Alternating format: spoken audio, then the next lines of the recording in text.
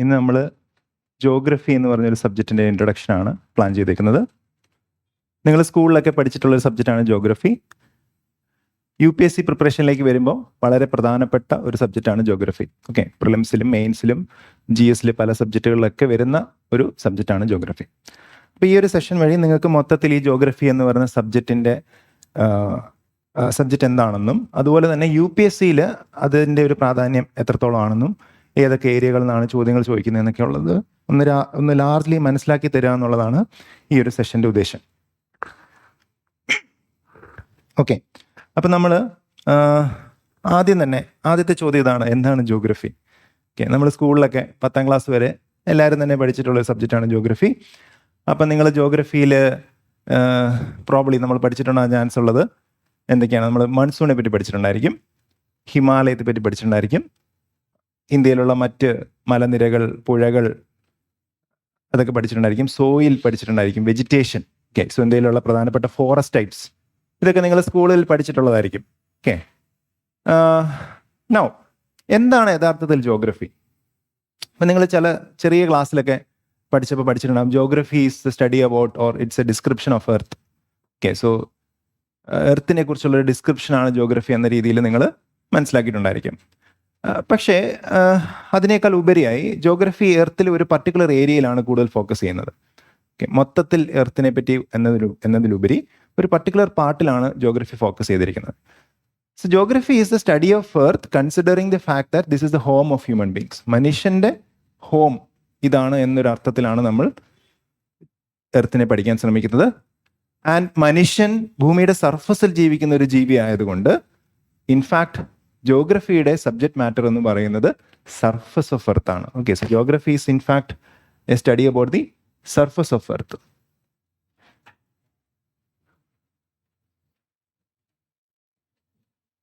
Okay, so you can see that ഈ സർഫസിലുള്ള എല്ലാ കാര്യങ്ങളും പറ്റി തന്നെ നമ്മൾ പഠിക്കാനായിട്ട് ശ്രമിക്കും. സോ നമ്മളിവിടെയുള്ള പ്രകൃതിയുള്ള കുറേ കാര്യങ്ങളുണ്ട്. ഓക്കെ, സോ നമ്മൾ ചുറ്റും നോക്കുമ്പോഴത്തേനും നമ്മൾ ഏതൊരു മൊമെന്റിൽ നമ്മൾ ചുറ്റും നോക്കിക്കഴിഞ്ഞാൽ നമ്മുടെ കണ്ണിൽ ജോഗ്രഫി പെടും. ഓക്കെ, സോ നമ്മൾ ചുറ്റും കാണുന്ന എല്ലാ കാര്യങ്ങളും ജോഗ്രഫിയിൽപ്പെട്ട കാര്യങ്ങളാണ്. ഓക്കെ, സോ നമ്മൾ ചുറ്റും നോക്കുമ്പം നമുക്ക് ലാൻഡ് ഏരിയാസിലുള്ള കുറേ ഫീച്ചേഴ്സ് കാണാൻ സാധിക്കും. മലനിരകൾ കാണാം, വാട്ടർഫോൾ കാണാം, റിവേഴ്സ് കാണാം. ഓക്കെ, അതുപോലെ യു ക്യാൻ ഓൾസോ സീ മരങ്ങൾ കാണാം, ജീവജാലങ്ങൾ കാണാം. ഓക്കെ, സോ അതൊക്കെ ജോഗ്രഫിയുടെ പാർട്ടാണ്. പിന്നെ യു ക്യാൻ സീ നിങ്ങൾക്ക് കടൽ കാണാം. ഓക്കെ, സോ അതെല്ലാം ജോഗ്രഫിയുടെ പാർട്ടാണ്. അതുപോലെ തന്നെ നമ്മൾ കാണുന്ന മനുഷ്യനിർമ്മിതമായ സാധനങ്ങളും ജോഗ്രഫിയുടെ പാർട്ടാണ്.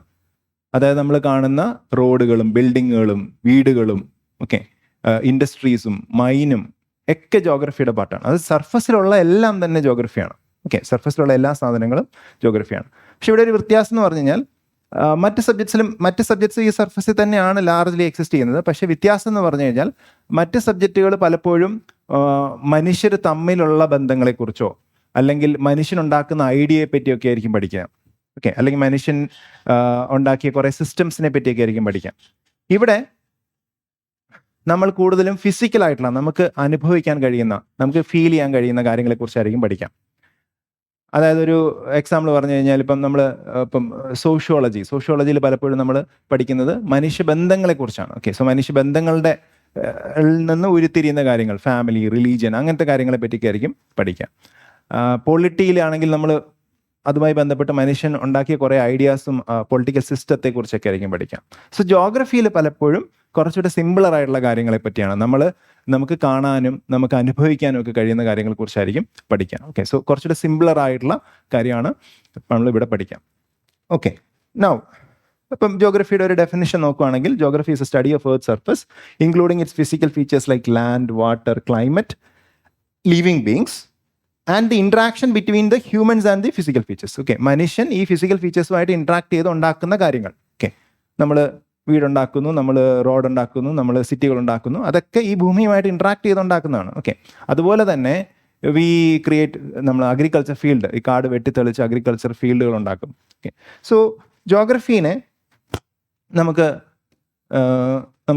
മനസ്സിലാക്കാനായിട്ട് ഇപ്പം നമ്മൾ പറഞ്ഞു geography is the study of earth surface. Okay, so earth സർഫസിനെ പറ്റിയുള്ള പഠനമാണ് ജോഗ്രഫി. സോ ഇവിടെ നമുക്ക് രണ്ട് മേജർ ബ്രാഞ്ചുകളായിട്ട് ജോഗ്രഫിനെ തിരിക്കാം. ഒന്നാമത്തെ ബ്രാഞ്ച് എന്ന് പറയുന്നത് ഫിസിക്കൽ ജോഗ്രഫിയാണ്. ഫിസിക്കൽ ജോഗ്രഫി എന്ന് പറയുന്നത് നമ്മളുടെ ഈ സർഫസിൽ കാണപ്പെടുന്ന പ്രകൃതിയുള്ള സാധനങ്ങളെ കുറിച്ചുള്ള പഠനമാണ്. നാച്ചുറൽ ആയിട്ടുണ്ട്. മനുഷ്യനില്ലെങ്കിലും, ഈ ഭൂമിയിൽ മനുഷ്യൻ ജീവിക്കുന്നില്ലെങ്കിലും, മനുഷ്യൻ എന്നൊരു സ്പീഷ്യസ് ഇവോൾവ് ചെയ്തില്ലായിരുന്നെങ്കിലും എക്സിസ്റ്റ് ചെയ്യുമായിരുന്ന ഒരു ഭാഗമാണ് ഫിസിക്കൽ ജോഗ്രഫി. സോ അതിൽ ഫിസിക്കൽ ജോഗ്രഫിയെ പറ്റി മനസ്സിലാക്കാൻ വളരെ എളുപ്പമാണ്. ഫിസിക്കൽ ജോഗ്രഫിയിൽ ശരിക്കും 5 മൊഡ്യൂൾസ് ആണ് വരുന്നത്. ഇൻഫാക്ട് ദീസ് ഓർ 4 മൊഡ്യൂൾസ് ആണെന്ന് പറയാം. 5-നേക്കാൾ ഉപരി 4 മൊഡ്യൂൾസ് ആണെന്ന് പറയാം. ഈ 4 മൊഡ്യൂൾ വരുന്നത് 4 ഫിസിക്കൽ കമ്പണൻസ് ഓഫ് എർത്തിനെ കുറിച്ച്, കമ്പണൻസ് ഓഫ് എർത്തിൽ നിന്നാണ്. 4 ഫിസിക്കൽ കമ്പണൻസ് ഓഫ് എർത്ത്. എന്തൊക്കെയാണ് ഈ 4 physical components of earth? Okay, ഭൂമിക്ക് ഒരു സോളിഡ് ആയിട്ടുള്ള ഒരു ഭാഗമുണ്ട് അല്ലേ? ഭൂമിയുടെ ഒരു സോളിഡ് ആയിട്ടുള്ള, നമ്മൾ നിൽക്കുന്ന ഈ കര അല്ലെങ്കിൽ ഈ കോണ്ടിനെന്റ്സ് എന്നൊക്കെ പറയുന്ന ഭാഗങ്ങൾ ഒരു സോളിഡ് ആയിട്ടുള്ള ഭാഗമാണ്. അതുപോലെ കടലിന്റെ അടിയിലും സോളിഡ് ഭാഗമാണ് അല്ലേ? അപ്പൊ ആ ഭൂമിയുടെ സോളിഡ് ഭാഗമുണ്ട്. സോ ഒരു സോളിഡ് പോർഷൻ ഓഫ് എർത്ത് ഉണ്ട്, റൈറ്റ്? പിന്നെ ഭൂമിയിൽ ഈ വെള്ളം നിറഞ്ഞു നിൽക്കുന്ന ഒരു ഭാഗമുണ്ട്, അതാണ് നമ്മുടെ ഓഷ്യൻസ് അല്ലേ? Oceans. Okay, so this is oceans. Okay, now അതുപോലെ we can also see that ഭൂമിക്ക് ഒരു അറ്റ്മോസ്ഫിയർ ഉണ്ട്.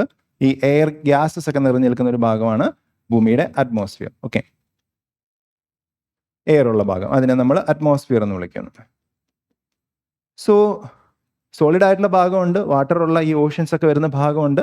അതിനെ നമ്മൾ ടെക്നിക്കലായിട്ടുള്ള പേര് ഹൈഡ്രോസ്ഫിയർ എന്നാണ്.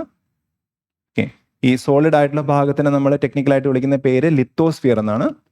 ഓക്കെ, സോ നമ്മൾ അതിൻ്റെ സർഫസിനോട് ചേർന്നുള്ള ഭാഗത്തിലാണ് ഫോക്കസ് ചെയ്യുന്നത്. നൗ ഇത്രയും സാധനങ്ങളാണ് ഭൂമിയുടെ 3 അബയോട്ടിക് ആയിട്ടുള്ള കമ്പോണൻസ്. ഓക്കെ, ലൈഫ്ലെസ് ആയിട്ടുള്ള കമ്പോണൻസ്. ഈ ഓരോ കാര്യത്തെ പറ്റി നമ്മൾ വളരെ ഡീറ്റെയിൽ ആയിട്ട് പഠിക്കും.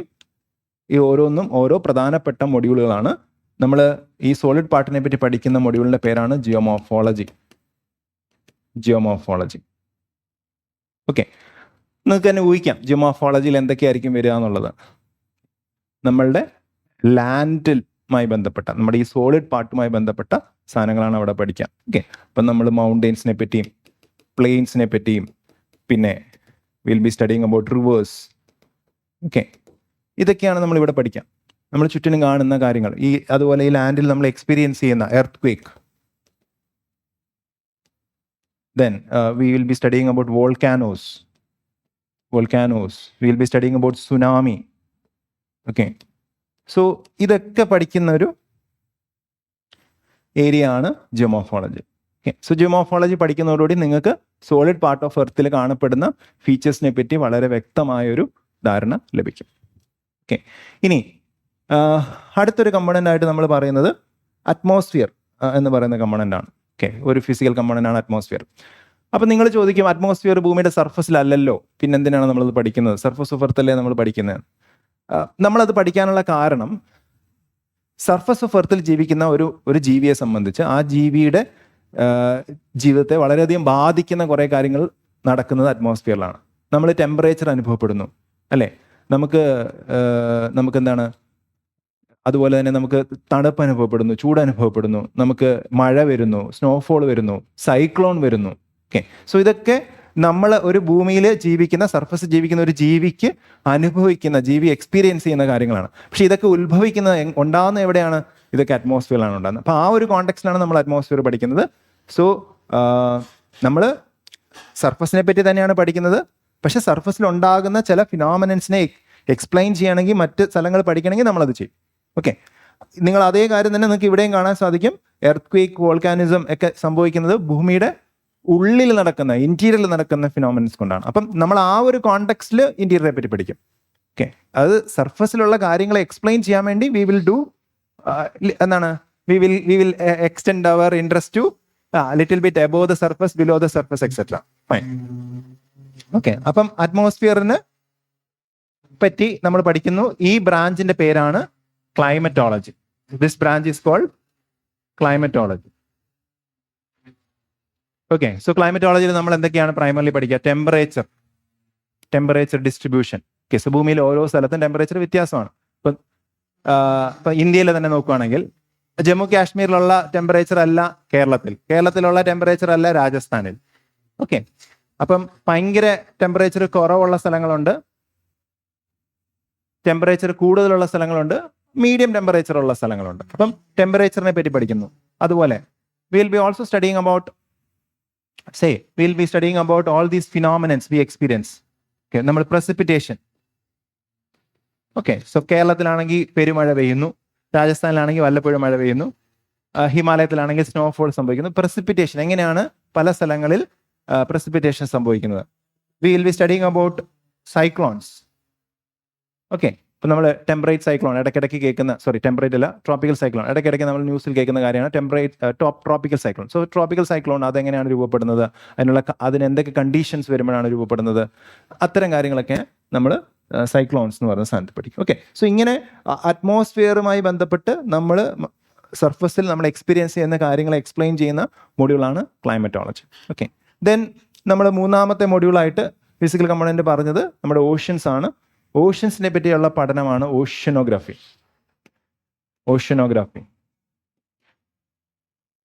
ഓഷ്യനോഗ്രാഫിയിൽ നമ്മൾ എന്തൊക്കെയായിരിക്കും പഠിക്കാം?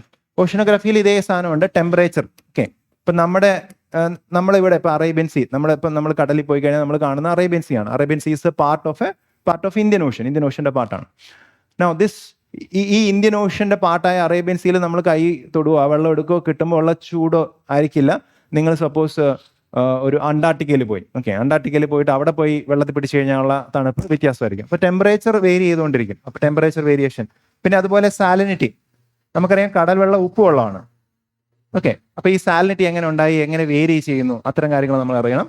പിന്നെ ഈ വെള്ളത്തിന് കുറേ മൂവ്മെന്റുകളുണ്ട്. Okay, so there are lot of movements associated with the ocean water. നമ്മൾ കടൽ തീരത്ത് പോയി നിന്ന് കഴിഞ്ഞാൽ നമുക്ക് വേവ്സ് കാണാൻ പറ്റും.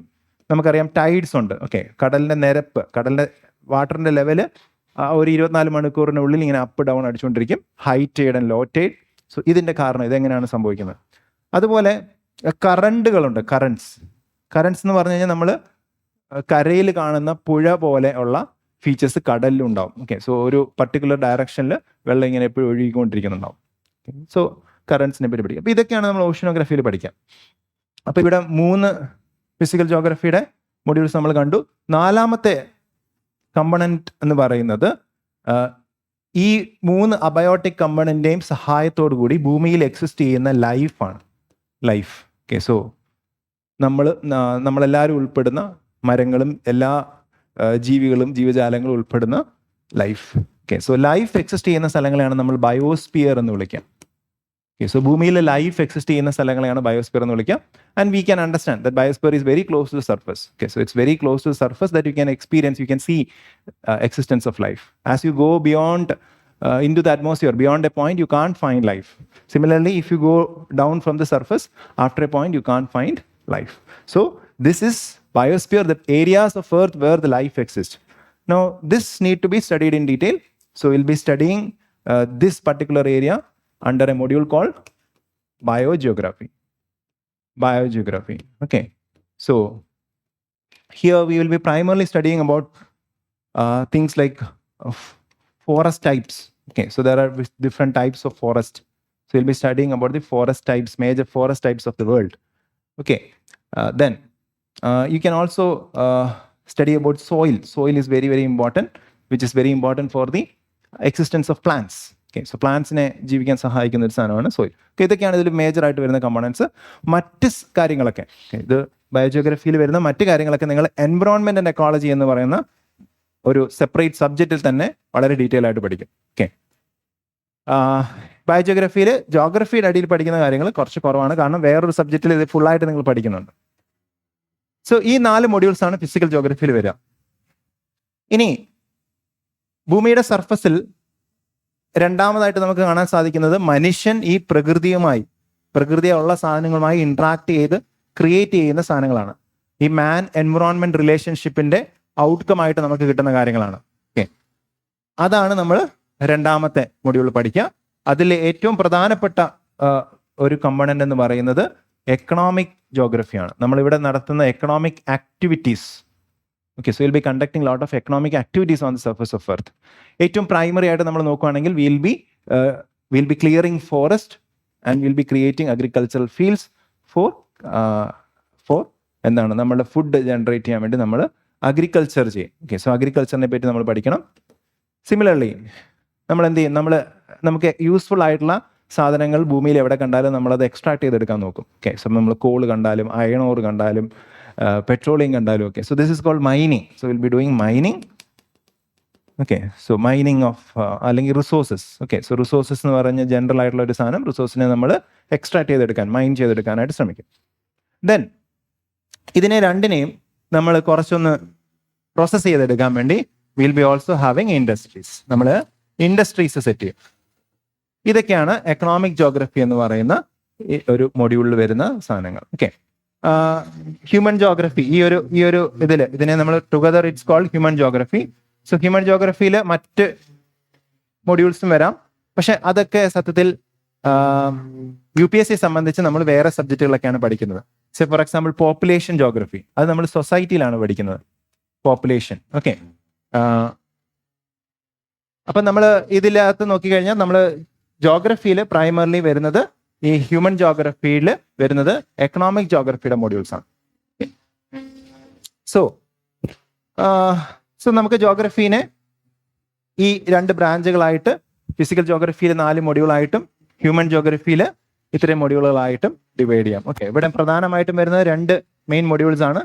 എക്കണോമിക് ജോഗ്രഫിയിൽ വരുന്ന മൊഡ്യൂൾസും പോപ്പുലേഷൻ ജോഗ്രഫിയിൽ വരുന്ന മൊഡ്യൂൾസും. ഓക്കെ, നമുക്കിനി ഒന്ന് സിലബസ് നോക്കാം. Will see the syllabus. Okay, so നോക്കൂ, പ്രിലിംസിന്റെ സിലബസ് നോക്കിയേ. Indian and world geography, physical, social, economic geography of India and the world. Okay, so ഇതാണ് നമ്മൾ ഇന്ത്യൻ ജോഗ്രഫി പ്രിലിംസിൽ ജോഗ്രഫിയുടെ സിലബസ് ആയിട്ട് വരുന്നത്. അപ്പം ഇവിടെ ഫിസിക്കൽ ജോഗ്രഫി എന്താണെന്ന് നമ്മളിപ്പോൾ കണ്ടിരുന്നു അല്ലേ? ഫിസിക്കൽ ജോഗ്രഫി എന്താണെന്ന് നമ്മൾ കണ്ടു. ഫിസിക്കൽ ജോഗ്രഫി നമ്മൾ എന്താണെന്ന് കണ്ടിരുന്നു. ഓക്കെ, ഈ സോഷ്യൽ എക്കണോമിക് ജോഗ്രഫി എന്ന് പറയുന്നത് എന്താണ്? അത് ഹ്യൂമൻ ജോഗ്രഫിയാണ്. അതിൽ എക്കണോമിക് ജോഗ്രഫി നമ്മൾ കണ്ടു. ഈ സോഷ്യൽ ജോഗ്രഫി, പോപ്പുലേഷനൊക്കെ സോഷ്യൽ ജോഗ്രഫിയിൽ പെടുന്ന ചാപ്റ്റേഴ്സ് ആണ്. ഓക്കെ, ഇപ്പം എക്കണോമിക് ജോഗ്രഫി ഉണ്ട്, സോഷ്യൽ ജോഗ്രഫി ഉണ്ട്, അതിൽ പെടുന്നതാണ് ഈ പോപ്പുലേഷൻ. സോ ടെക്നിക്കലി എന്തൊക്കെയാണ് ഫിസിക്കൽ ജോഗ്രഫി, ഹ്യൂമൻ ജോഗ്രഫി? വളരെ ബ്രോഡ് ആയിട്ടുള്ള ഒരു സിലബസ് ആണ്. നോ, ഇനി നമുക്ക് ഈ കാര്യങ്ങളൊക്കെ തന്നെ വേൾഡിനെ മൊത്തമായിട്ടും പഠിക്കാം, വേണമെങ്കിൽ ഇന്ത്യനെ മാത്രമായിട്ടും പഠിക്കാം അല്ലേ? നമ്മളിപ്പോൾ അഗ്രികൾച്ചർ പഠിക്കുകയാണ്, വേൾഡിൻ്റെ അഗ്രികൾച്ചറിനെ പറ്റി പഠിക്കാം, മൊത്തത്തിൽ വേൾഡിന് ഇൻക്ലൂഡിങ് ഇന്ത്യ, അങ്ങനെ വേണേൽ പഠിക്കാം. അല്ലെങ്കിൽ നമുക്ക് വേണമെങ്കിൽ V can also study about ഇന്ത്യയെ പറ്റി മാത്രം പഠിക്കാം. ഓക്കെ, അപ്പം നമ്മളുടെ സ്കോപ്പ് അനുസരിച്ച് നമുക്കിതിനെ ഇന്ത്യൻ ജോഗ്രഫി, വേൾഡ് ജോഗ്രഫി എന്ന് വിളിക്കാം. നമ്മൾ മൊത്തത്തിലുള്ള എർത്ത് സർഫസിനെ പറ്റിയാണ് പഠിക്കാൻ ശ്രമിക്കുന്നതെങ്കിൽ that is called world geography. പക്ഷെ നമുക്ക് കുറച്ചുകൂടെ സ്പെസിഫിക് ആയിട്ട് ഇന്ത്യയുടെ ഈ ടെറിട്ടറി, ഇന്ത്യയുടെ ഈ സർഫസ് ഏരിയയിൽ വരുന്ന കാര്യങ്ങളെ പറ്റിയാണ് പഠിക്കുന്നതെങ്കിൽ അതിന് ഇന്ത്യൻ ജോഗ്രഫി എന്നും വിളിക്കുന്നു. ഓക്കെ, അപ്പം നമുക്ക് മൊത്തത്തിൽ ജോഗ്രഫീനെ ഒന്ന് ഫിസിക്കൽ, ഹ്യൂമൻ എന്ന് വിളിക്കാം. 2 ബ്രാഞ്ചുകളാണ്. അതേപോലെ നമ്മുടെ എത്ര ഏരിയ ആണ് നമ്മൾ പഠിക്കുന്നതിനനുസരിച്ച് നമുക്ക് വേൾഡ്, ഇന്ത്യൻ എന്ന് വിളിക്കാം. അപ്പോൾ ശരിക്കും പറഞ്ഞു കഴിഞ്ഞാൽ നമുക്ക് 4 എണ്ണം ഉണ്ട്. വേൾഡ് ഫിസിക്കൽ ഉണ്ട്, വേൾഡ് ഹ്യൂമൻ ഉണ്ട്, അതുപോലെ ഇന്ത്യൻ ഫിസിക്കൽ ജോഗ്രഫി ഉണ്ട്, ഇന്ത്യൻ ഹ്യൂമൻ ജോഗ്രഫി ഉണ്ട്. Okay,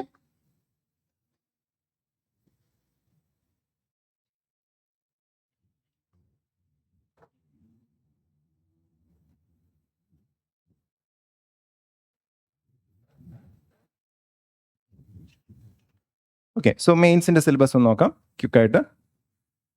V looking quickly in to the main syllabus. So മെയിൻസിന്റെ സിലബസ് കുറച്ചുകൂടെ ഡീറ്റെയിൽഡ് ആയിട്ടുള്ള ഒരു സിലബസ് ആണ്. You can see here.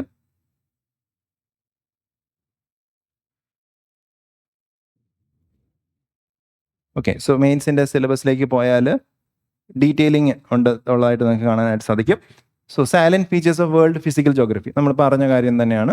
അതായത് ജിയോമോർഫോളജി, ക്ലൈമറ്റോളജി, ഓഷ്യനോഗ്രഫി, ബയോജിയോഗ്രഫി, അതിനെപ്പറ്റിയുള്ള പഠനമാണ് ഒരെണ്ണം. അടുത്തത് എന്താണ്?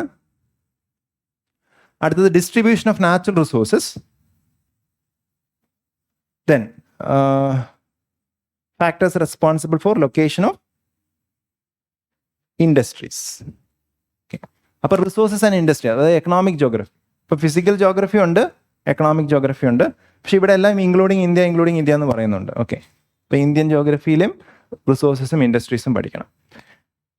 പിന്നെ ഇത് നമ്മൾ ഓൾറെഡി ഈ ഫിസിക്കൽ ജോഗ്രഫിയിൽ പെടുന്ന കാര്യങ്ങളൊക്കെ തന്നെയാണ്. Earth quake, tsunami, volcanic activity, cyclone.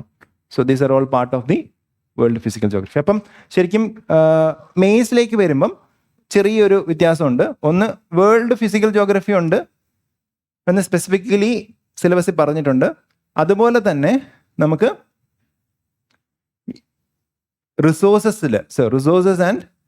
Resources and industries ഉണ്ടെന്ന് പറയുന്നുണ്ട്. അതിൽ ഇന്ത്യയും വേൾഡും ഇന്ത്യയും രണ്ടും ഉണ്ട്.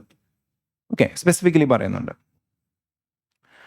ഇനി ഇന്ത്യൻ ഫിസിക്കൽ ജോഗ്രഫി ഉണ്ട് എന്ന് സ്പെസിഫൈ ചെയ്തിട്ടില്ല എങ്കിൽ കൂടിയും സത്യത്തിൽ ഇന്ത്യൻ ഫിസിക്കൽ ജോഗ്രഫിയിൽ നിന്നും ചോദ്യങ്ങൾ ചോദിക്കാറുണ്ട്. അപ്പം when it comes to mains you have got world physical geography, Indian physical geography and resource industries for world and Indian. ഇത്രയേ ഉള്ളൂ. ഹ്യൂമൻ ജോഗ്രഫിയിലെ മറ്റ് ചാപ്റ്റേഴ്സ് ഒന്നും നമുക്ക് പഠിക്കേണ്ട. അഗ്രികൾച്ചർ പഠിക്കേണ്ട, നമുക്ക് പോപ്പുലേഷൻ പഠിക്കേണ്ട, അങ്ങനെ സാധനങ്ങളൊന്നും മെയിൻസിൽ പഠിക്കേണ്ട. Okay, so this is mains. പക്ഷെ പ്രിലിംസിൽ ഇതെല്ലാം പഠിക്കുകയും ചെയ്യണം.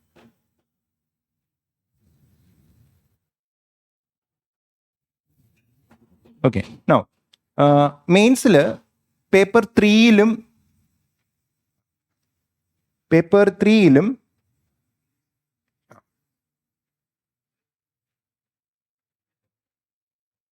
Okay, so in mains paper ത്രീയിലും ജോഗ്രഫിയുടെ ടോപ്പിക്സ് വരുന്നുണ്ട്. പക്ഷേ ഇത് നമ്മൾ വേറൊരു സബ്ജക്റ്റ് ആയിട്ടാണ് പഠിക്കുന്നത്. എക്കണോമിക് ഡെവലപ്മെന്റ് എന്ന് പറയുന്ന ഒരു സബ്ജക്റ്റ് ആയിട്ടാണ് പഠിക്കുക. സോ അവിടെയാണ് agriculture, food processing industries, infrastructure, okay, അതൊക്കെ വരുന്നത് അവിടെയാണ്. ഓക്കെ, അപ്പം സത്യത്തിൽ നമ്മൾ ജോഗ്രഫിയിൽ, അതായത് നമ്മൾ മെയിൻസിനെ പറ്റി പറയുകയാണെങ്കിൽ നമ്മൾ ജോഗ്രഫിയിൽ പഠിക്കുന്നത് എന്തൊക്കെയാണ്? Physical geography of the world, അതായത് geomorphology, climatology, oceanography and biogeography plus resources and industries. ഇത്രയാണ് നമുക്ക് പഠിക്കാനുള്ളത്. ഓക്കെ, സോ ഈ മൊഡ്യൂളുകളെല്ലാം വേറൊരു സബ്ജക്റ്റ് ആയിട്ടാണ് വരുന്നത്. ഇത് പക്ഷേ ജോഗ്രഫി ആണ് ശരിക്കും, പക്ഷേ ജോഗ്രഫി ആയിട്ടല്ല നമ്മൾ പഠിക്കാം. Will be studying as economic development. അപ്പം നമുക്ക് ഇതിനെ ഇങ്ങനെ തിരിക്കാം. നമുക്ക് സബ്ജക്റ്റ് പഠിക്കാൻ വേണ്ടി പോയി കഴിഞ്ഞാൽ will be studying in world ജോഗ്രഫിയിൽ നമ്മൾ പഠിക്കുന്നത് എന്തൊക്കെയാണെന്ന് നോക്കിയാൽ you can see here.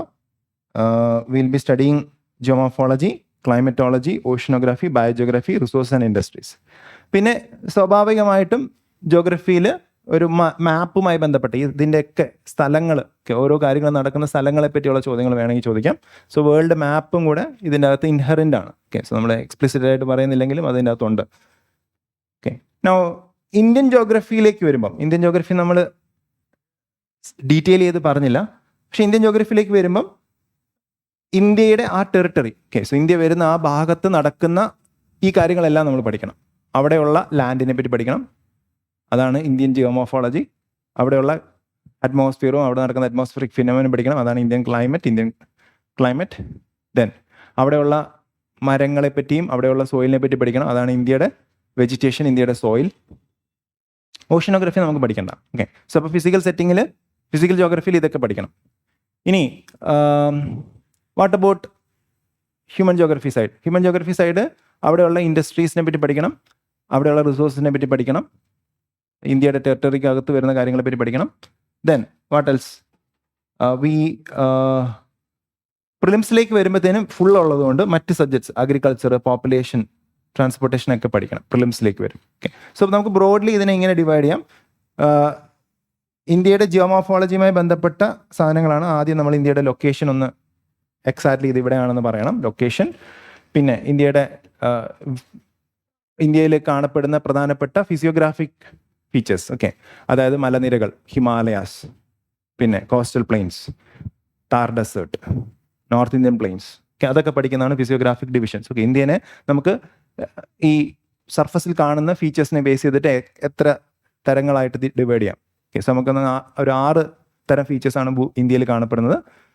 Okay, അപ്പോൾ ഈ 6 തരം ഫീച്ചേഴ്സിനെ പറ്റി നമുക്ക് പഠിക്കണം. ഓക്കെ, അപ്പോൾ അതിലൊന്നെന്ന് പറഞ്ഞാൽ സ്വാഭാവികമായിട്ട് ഹിമാലയൻ റീജിയനാണ്.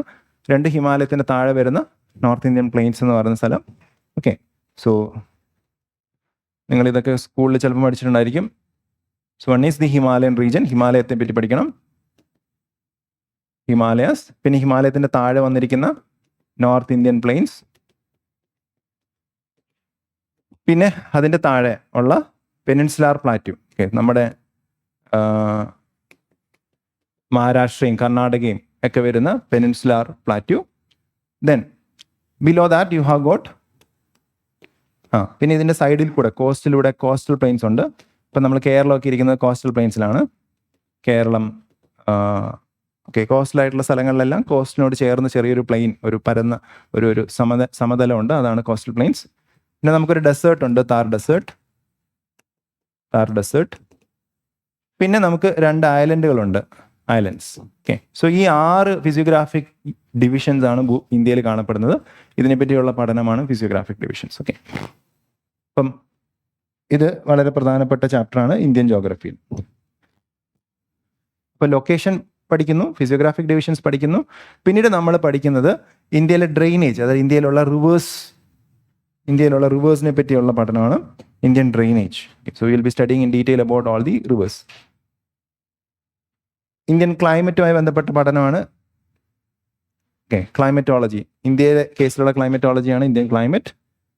പിന്നെ ബയോജിയോഗ്രഫിയാണ് വെജിറ്റേഷൻ ആൻഡ് സോയിൽ. ഓക്കെ, പിന്നെ റിസോഴ്സ് ഇൻഡസ്ട്രീസ് മെയിൻസിലും ഉണ്ട്, പ്രിലിംസിലും ഉണ്ട്.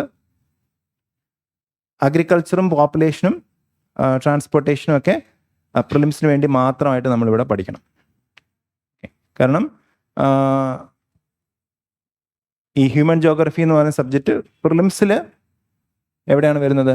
ജോഗ്രഫിയുടെ അടിയിലാണ് വരുന്നത്. പക്ഷെ മെയിൻസിലേക്ക് വരുമ്പോഴത്തേനും അതിൽ പല മൊഡ്യൂൾസും അഗ്രികൾച്ചറും പോപ്പുലേഷനും ഒക്കെ വേറെ വേറെ സബ്ജക്റ്റിലാണ് വരുന്നത്. Okay, so this is about the topics we need to study for geography. Okay. So geography ഒരു ആക്ച്വൽ UPSC പ്രിപ്പറേഷൻ്റെ സമയത്ത് നമ്മളൊരു PCM കോഴ്സൊക്കെ ചെയ്യുമ്പോഴത്തേനും ജോഗ്രഫി എന്ന് പറയുന്ന സബ്ജക്റ്റ് ഏകദേശം ഒരു 80 മണിക്കൂർ എടുക്കുന്ന ഒരു സബ്ജക്റ്റാണ്. അതിൽ വേൾഡ് ജോഗ്രഫി ഒരു 40-45 മണിക്കൂർ എടുക്കും. ഓക്കെ, സോ ഇതൊരു 40 മണിക്കൂറൊക്കെ എടുക്കും. ഓക്കെ, സോ ഒരു 80 മണിക്കൂർ കൂടുതൽ അവേഴ്സ് എടുത്ത് നമ്മൾ പഠിപ്പിക്കുന്ന, വളരെ ഡീറ്റെയിൽ ആയി പഠിപ്പിക്കുന്ന ഒരു സബ്ജക്റ്റാണ് ഇത്. ഓക്കെ, സോ നമ്മുടെ കോഴ്സ് കുറച്ചും കൂടെ നിങ്ങളെ ഈ ഒരു സബ്ജക്റ്റിലേക്ക് ഇൻട്രൊഡ്യൂസ് ചെയ്യാൻ, ഈ ഒരു UPSC എന്ന് പറയുന്ന ഒരു എക്സാമിൻ്റെ റിക്വയർമെൻറ്റ്, ഡിമാൻഡ്സ് ഒക്കെ മനസ്സിലാക്കുക എന്നതിൽ ഫോക്കസ് ചെയ്യുന്നതാണ്. അപ്പോൾ നമുക്കത് ഫുൾ ഫ്ലെഡ്ജ് ആയിട്ട് നമ്മളൊരു പ്രിലിംസ് കം മെയിൻസ് കോഴ്സിൽ എടുക്കുന്ന പോലെ നമുക്ക് ഡീറ്റെയിൽ ആയിട്ട് എടുക്കാൻ പറ്റില്ല. നമ്മളിതിൻ്റെ ഏറ്റവും പ്രധാനപ്പെട്ട കുറച്ച് ഭാഗങ്ങൾ എടുത്ത് പോകുക എന്നുള്ളതായിരിക്കും നമ്മുടെ ഒരു മെത്തഡോളജി. ഓക്കെ, അപ്പം നിങ്ങൾക്ക് ഒരു ഐഡിയ കിട്ടി എന്താണ് ജോഗ്രഫി. ഓക്കെ, സർഫസിലുള്ള കാര്യങ്ങൾ പഠിക്കുന്നതാണ്. അതിനെ 2ആയിട്ട് തിരിക്കാം: ഫിസിക്കൽ ജോഗ്രഫി, ഹ്യൂമൻ ജോഗ്രഫി. പ്രകൃതിയുള്ളത് ഫിസിക്കൽ ജോഗ്രഫി, മനുഷ്യനുണ്ടാക്കിയത് ഹ്യൂമൻ ജോഗ്രഫി. ഓക്കെ, നമുക്ക് 2 കോണ്ടെക്സ്റ്റ് പഠിക്കാം. വേണമെങ്കിൽ വേൾഡ് മുഴുവനായിട്ട് പഠിക്കാം, ദാറ്റ് ഈസ് വേൾഡ് ജോഗ്രഫി. അല്ലെങ്കിൽ ഇന്ത്യയെ സ്പെസിഫിക് ആയിട്ട് പഠിക്കാം, that is Indian geography. Okay, so this is the idea of geography. Okay, പിന്നെ അതുപോലെ തന്നെ ജോഗ്രഫി എന്ന് പറയുന്ന സാധനം നമുക്ക് ഫീൽ ചെയ്യാനും ടച്ച് ചെയ്യാനും ഒക്കെ പറ്റുന്ന സാധനങ്ങളാണ്, ഫിസിക്കൽ സാധനങ്ങളാണ്. ഓക്കെ, ഐഡിയാസോ അല്ലെങ്കിൽ അങ്ങനത്തെ സാധനങ്ങളല്ല. ഇപ്പം നമ്മളിപ്പം ഡെമോക്രസി, നമ്മളത് പൊളിറ്റിയിൽ പഠിക്കുന്ന സാധനമാണ്. ലിബർട്ടി, ഈക്വാലിറ്റി, സോ ഇതൊക്കെ എന്താണ്? മനുഷ്യനുണ്ടാക്കിയ ഐഡിയാസാണ്. ഓക്കെ, ഇത് ജോഗ്രഫിയിലുള്ളത് എന്താണ്? മലകൾ, മലനിരകൾ, പുഴകൾ, ഓക്കെ, ജീവജാലങ്ങൾ, ഓക്കെ, മഴ, സൈക്ലോൺ, ഇതൊക്കെ എന്താണ്? പ്രകൃതിയുള്ളതാണ്, ഫിസിക്കലായിട്ടുള്ള സാധനങ്ങളാണ്, നമുക്ക് ടച്ച് ചെയ്യാനും ഫീൽ ചെയ്യാനും പറ്റുന്നതാണ്. അതുപോലെ മനുഷ്യനിർമ്മിതമായ സാധനങ്ങൾ, ഓക്കെ, എന്താണ്? Agriculture field, agriculture production, resources, mining, industries, ഇതൊക്കെ എന്താണ്? നമുക്ക് കാണാനും ഫീൽ ചെയ്യാനും പറ്റുന്ന ഫിസിക്കൽ സാധനങ്ങളാണ്, ഫിസിക്കലായിട്ടുള്ള ഒരു സാധനങ്ങളാണ് ഇതൊക്കെ. ഓക്കെ, അപ്പോൾ ആ ജോഗ്രഫി എന്ന് പറയുന്ന സബ്ജക്റ്റ് ഇവിടെയാണ് പ്ലേസ് ചെയ്തിരിക്കുന്നത്. ഇതാണ് ജോഗ്രഫിയുടെ ഒരു nature. Okay,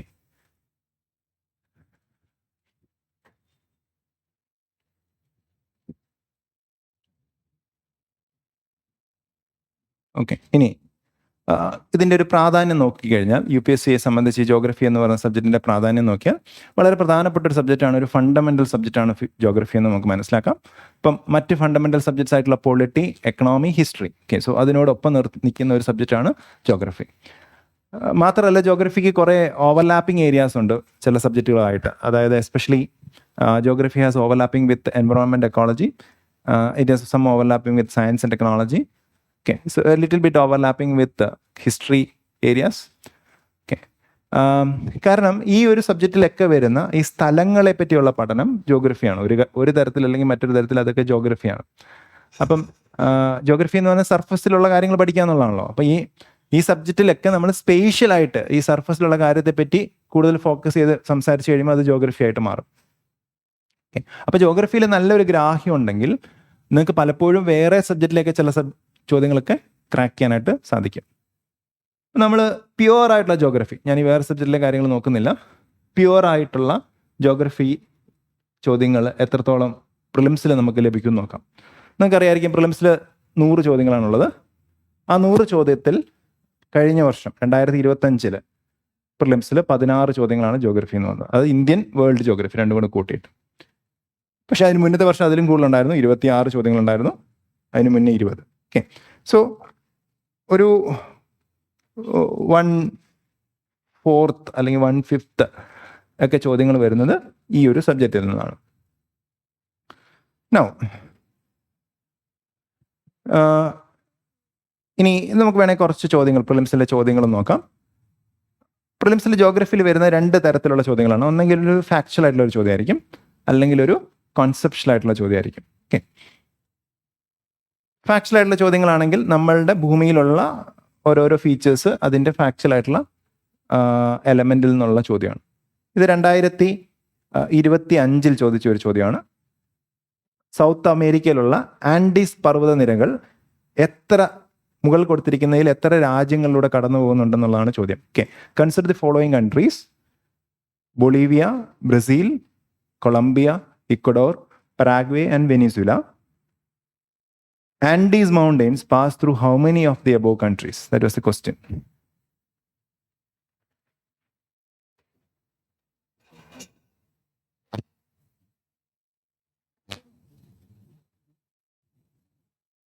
Okay. Okay, so ഈ കാണപ്പെടുന്ന ഇതാണ് ഈ ആൻഡീസ് പർവ്വതനിരകൾ എന്ന് പറയുന്നത്. സോ ഇവിടെ നിന്ന് ആരംഭിച്ച് ഇങ്ങനെ പോകുന്ന ഈ സാധനമാണ് ആൻഡീസ് പർവ്വതനിരകൾ. അതായത് സൗത്ത് അമേരിക്കൻ കോണ്ടിനെന്റിന്റെ വെസ്റ്റേൺ സൈഡിലൂടെ പോകുന്ന ഒരു പർവ്വതനിരയാണ് ഈ ആൻഡീസ്. ഇപ്പം ആൻഡീസ് നോക്കിക്കഴിഞ്ഞാൽ ഇവിടെ വരുന്ന രാജ്യങ്ങളിലെല്ലാം ഒരുപാട് രാജ്യങ്ങളിലൂടെ, അത് സൗത്ത് അമേരിക്കയിലെ മെജോറിറ്റി ഓഫ് രാജ്യങ്ങളിലൂടെ ഇത് കടന്നു പോകുന്നുണ്ട്. നമ്മുടെ അറ്റ്ലസ് എടുത്ത് നോക്കിക്കഴിഞ്ഞാൽ നമുക്ക് മനസ്സിലാവും, ഇവിടെ നമ്മൾ തന്നിരിക്കുന്ന ഓപ്ഷനിൽ അതിലില്ലാതിരുന്നത് 2 രാജ്യങ്ങളാണ്. ഒന്ന് ബ്രസീൽ കുറച്ച് ഇവിടെ ആയിട്ടാണ് വരുന്നത്, അപ്പോൾ ബ്രസീൽ ഇല്ല. പിന്നെ പരാഗ്വേ എന്ന് പറയുന്ന രാജ്യം ഏകദേശം ഇവിടെ ആയിട്ടാണ് വരുന്നത്. ഓക്കെ, അപ്പോൾ ബ്രസീലും പരാഗ്വേയും ഒഴിച്ച് ആ ഓപ്ഷൻ തന്നിരിക്കുന്ന രാജ്യങ്ങളെല്ലാം ആൻഡീസ് പർവ്വതനിരകൾ കടന്നു പോകുന്ന രാജ്യങ്ങളാണ്. So here you can see that Bolivia ഉണ്ട്, ബൊളീവിയ ഈസ് ദെയർ. പിന്നെ ഏതാണ്? ബൊളീവിയനെ നമ്മൾ ഇൻക്ലൂഡ് ചെയ്യുന്നു. We include Bolivia, we include Colombia, we include Ecuador, we include Venezuela. We can eliminate 2, Brazil and Paraguay. So the answer will be only 4. Okay, so the Andes mountain passes through 4 of the above countries. Now in actual ക്ലാസ്സിൽ നമ്മൾ കോണ്ടിനെൻസിനെ പറ്റി പഠിക്കും. കോണ്ടിനെൻസിലുള്ള ഏറ്റവും പ്രധാനപ്പെട്ട ഫീച്ചേഴ്സിനെ പറ്റിയുള്ള ഒരു മാപ്പ് study ഉണ്ടായിരിക്കും. So ആ മാപ്പ് സ്റ്റഡിയിൽ നിന്ന് നിങ്ങൾക്ക് ഇത്തരം ചോദ്യങ്ങളൊക്കെ ഈസിലി ക്രാക്ക് ചെയ്യാനായിട്ട് സാധിക്കും. ഓക്കെ, സോ ഇതൊരു ഫാക്ച്വൽ ആയിട്ടുള്ള ചോദ്യമായിരുന്നു. നമുക്ക് വേറെ തരം ചോദ്യങ്ങളുണ്ടോ എന്ന് നോക്കാം. Okay, so let us see. Okay, so again another ഒരു ഫാക്ച്വൽ ചോദ്യമാണ്. ഇത് റിസോഴ്സസ് എന്നുള്ള ചോദ്യമാണ്. നമ്മൾ നേരത്തെ ചോദ്യം നമുക്ക് ജിയോമോർഫോളജി എന്നാണെന്ന് പറയാം, കാരണം മലകളെ പറ്റിയുള്ള ചോദ്യമായിരുന്നു. ഓക്കെ, അപ്പോൾ അത് ജിയോമോർഫോളജി എന്നുള്ളൊരു ചോദ്യമായിരുന്നു. അതൊരു വേൾഡ് ജോഗ്രഫി ചോദ്യമായിരുന്നു. വേൾഡിലെ സൗത്ത് അമേരിക്കയിലുള്ള ഒരു പർവ്വതനിരയെ പറ്റിയുള്ള ചോദ്യമായിരുന്നു. Okay, so ഇതെന്തായിരിക്കും? ഇത് റിസോഴ്സിനെ പറ്റിയുള്ള ചോദ്യമാണ്. ഇതും രാജ്യങ്ങളാണ് തന്നിരിക്കുന്നത്. അപ്പോൾ വേൾഡ് ജോഗ്രഫിയിലെ റിസോഴ്സസ് ആണ് മൊഡ്യൂള്. ഓക്കെ, അപ്പം ഇത് നിങ്ങൾക്ക് അറിയണമെന്ന് നിർബന്ധമില്ല, പക്ഷേ ഇത് ന്യൂസിലൊക്കെ ഇടയ്ക്കിടയ്ക്ക് വരുന്ന ഒരു കാര്യമാണ്. ഇപ്പോൾ പ്രധാനപ്പെട്ടതെന്ന് നമ്മൾ കരുതുന്ന നമ്മളിപ്പം നമ്മുടെ ഇലക്ട്രോണിക് ഐറ്റത്തിലും അതുപോലെ തന്നെ നമ്മുടെ ബാറ്ററി നിർമ്മാണത്തിലും, ഇലക്ട്രിക് ബാറ്ററി, നമ്മൾ ഇലക്ട്രിക് കാറിലൊക്കെ ഉപയോഗിക്കുന്ന ബാറ്ററി നിർമ്മാണത്തിലൊക്കെ കൂടുതൽ വേണ്ട ചില എലമെൻറ്റ്സും അതുപോലെ കുറച്ച് വാല്യുബിൾ ആയിട്ടുള്ള ചില റിസോഴ്സസ് ഒക്കെ ഏത് രാജ്യങ്ങളിലാണ് കാണപ്പെടുന്നതാണ് ചോദ്യം. സോ ഇത് ഫാക്ച്വൽ ആയിട്ടുള്ളതാണ്, നമ്മൾ പരീക്ഷയ്ക്ക് മുന്നേ പഠിക്കുന്ന ഒരു കാര്യമാണ്. സത്യത്തിലെല്ലാം കറക്റ്റായിട്ടാണ് തന്നിരിക്കുന്നത്. സോ ബോട്സ്വാന ഡയമണ്ടിന് വളരെ പ്രസിദ്ധമായ ഒരു രാജ്യമാണ്. Chile is A very important country four extraction of lithium resources വരുന്ന ടോപ്പായിട്ട് വരുന്ന രാജ്യമാണ്. Indonesia, nickel, largest producer of nickel in the world ആണ് ഇന്തോനേഷ്യ. ഓക്കെ, സോ ഇതെല്ലാം ഓൾ 3 ആണ് ആൻസർ വരുന്നത്. Okay, so this was from resources. ഇനി അടുത്ത ചോദ്യത്തിലേക്ക് നോക്കാം. സോ ഇത് ക്ലൈമറ്റോളജി എന്നുള്ളൊരു ചോദ്യമാണ്. ഇതൊരു കോൺസെപ്ഷ്യൽ ചോദ്യമാണ്. ഓക്കെ, ഒരു കോൺസെപ്ഷ്യൽ ചോദ്യമാണ്. നിങ്ങൾക്ക് അറിയാത്തതായിരിക്കാം, പക്ഷെ എന്നാലും നമ്മൾ സ്കൂളിലൊക്കെ പഠിച്ചപ്പോൾ നിങ്ങൾക്ക് കണക്ട് ചെയ്യാൻ പറ്റുന്ന ഒരു കാര്യമാണ്. നിങ്ങളൊന്ന് ട്രൈ ചെയ്ത് നോക്കിയേ. The atmosphere is heated up more by incoming solar radiation than by terrestrial radiation. Okay, അടുത്ത് നോക്കിയേ. Carbon dioxide and other greenhouse gases in the atmosphere are good absorbers of long wave radiation. ഇത് നമുക്ക് കുറച്ച് പഠിച്ചാലേ മനസ്സിലാകത്തുള്ളൂ. ഞാൻ just ഒന്ന് പറയാം. അതായത് ഭൂമിയിലേക്ക് ക്ലൈമറ്റോളജിയിൽ നമ്മൾ പഠിക്കുന്ന ഒരു കാര്യമാണ് ഭൂമി എങ്ങനെയാണ് ചൂടാകുന്നത് എന്നുള്ളത്. ഓക്കെ, അപ്പോൾ ഭൂമി ചൂടാകാനുള്ള കാരണം എന്താണ്? സൂര്യപ്രകാശം. ഇപ്പോൾ സൂര്യപ്രകാശം ഭൂമിയിലേക്ക് വരുന്നു.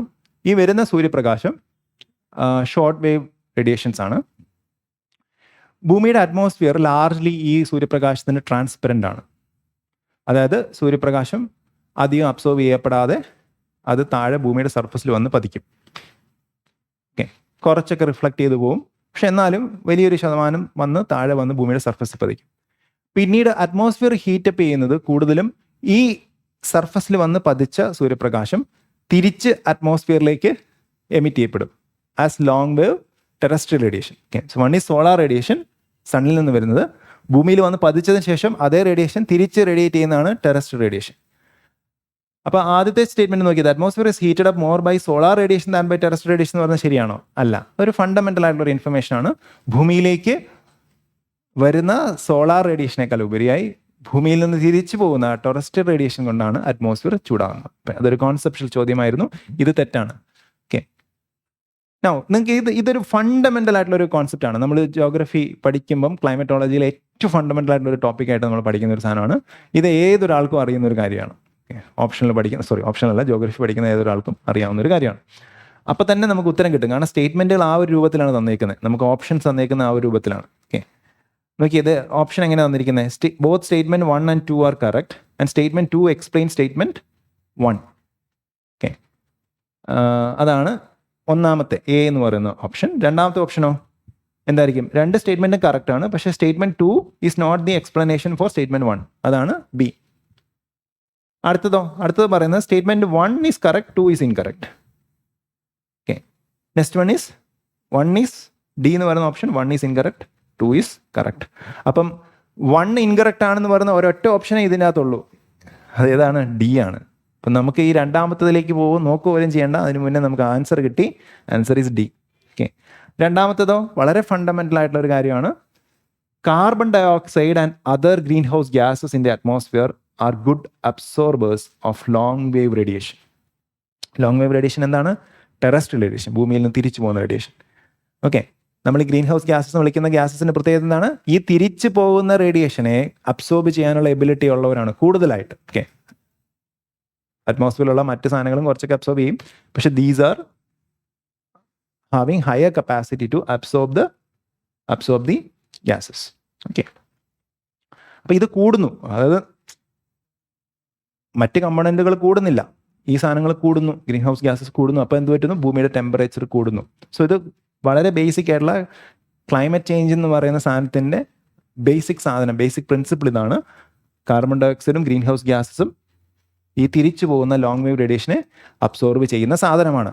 അതിൻ്റെ എമൗണ്ട് കാർബൺ ഡൈ ഓക്സൈഡിൻ്റെയും മീത്തേൻ്റെയും അതുപോലെ ഉള്ള ഗ്രീൻ ഹൗസ് ഗ്യാസസിൻ്റെയും എമൗണ്ട് അറ്റ്മോസ്ഫിയറിൽ കൂടുന്നത് കൊണ്ടാണ് ഭൂമിയിൽ നമ്മൾ ക്ലൈമറ്റ് ചേഞ്ച് അല്ലെങ്കിൽ ഗ്ലോബൽ വാർമിങ് എക്സ്പീരിയൻസ് ചെയ്യുന്നത്. So very fundamental information. This is A correct statement. Okay, നമ്മൾ ഈ നടത്തുന്ന എക്സസൈസിൻ്റെ ഉദ്ദേശം എന്ന് പറഞ്ഞു കഴിഞ്ഞാൽ നമ്മൾ പൂർണ്ണമായിട്ട് ഇത് പഠിക്കുന്നതിന് മുന്നേ തന്നെ ഈ ഒരു സബ്ജക്റ്റിൻ്റെ നിന്ന് വരുന്ന ചോദ്യങ്ങളുടെ ഒരു നേച്ചർ നമുക്ക് മനസ്സിലാക്കാൻ വേണ്ടി ശ്രമിക്കുകയാണ്.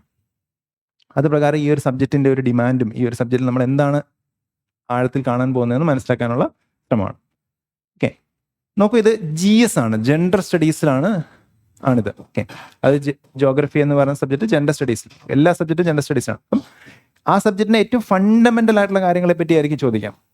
വളരെ ഡീപ്പർ ആയിട്ടുള്ള ഇതിൽ PhD എടുത്ത ആൾക്കാരുടെ ഒന്നും ആവശ്യമില്ല. ഓക്കെ, ഇതൊരു 11ാം ക്ലാസ് 12ാം ക്ലാസ് ലെവൽ സാധനമാണ്.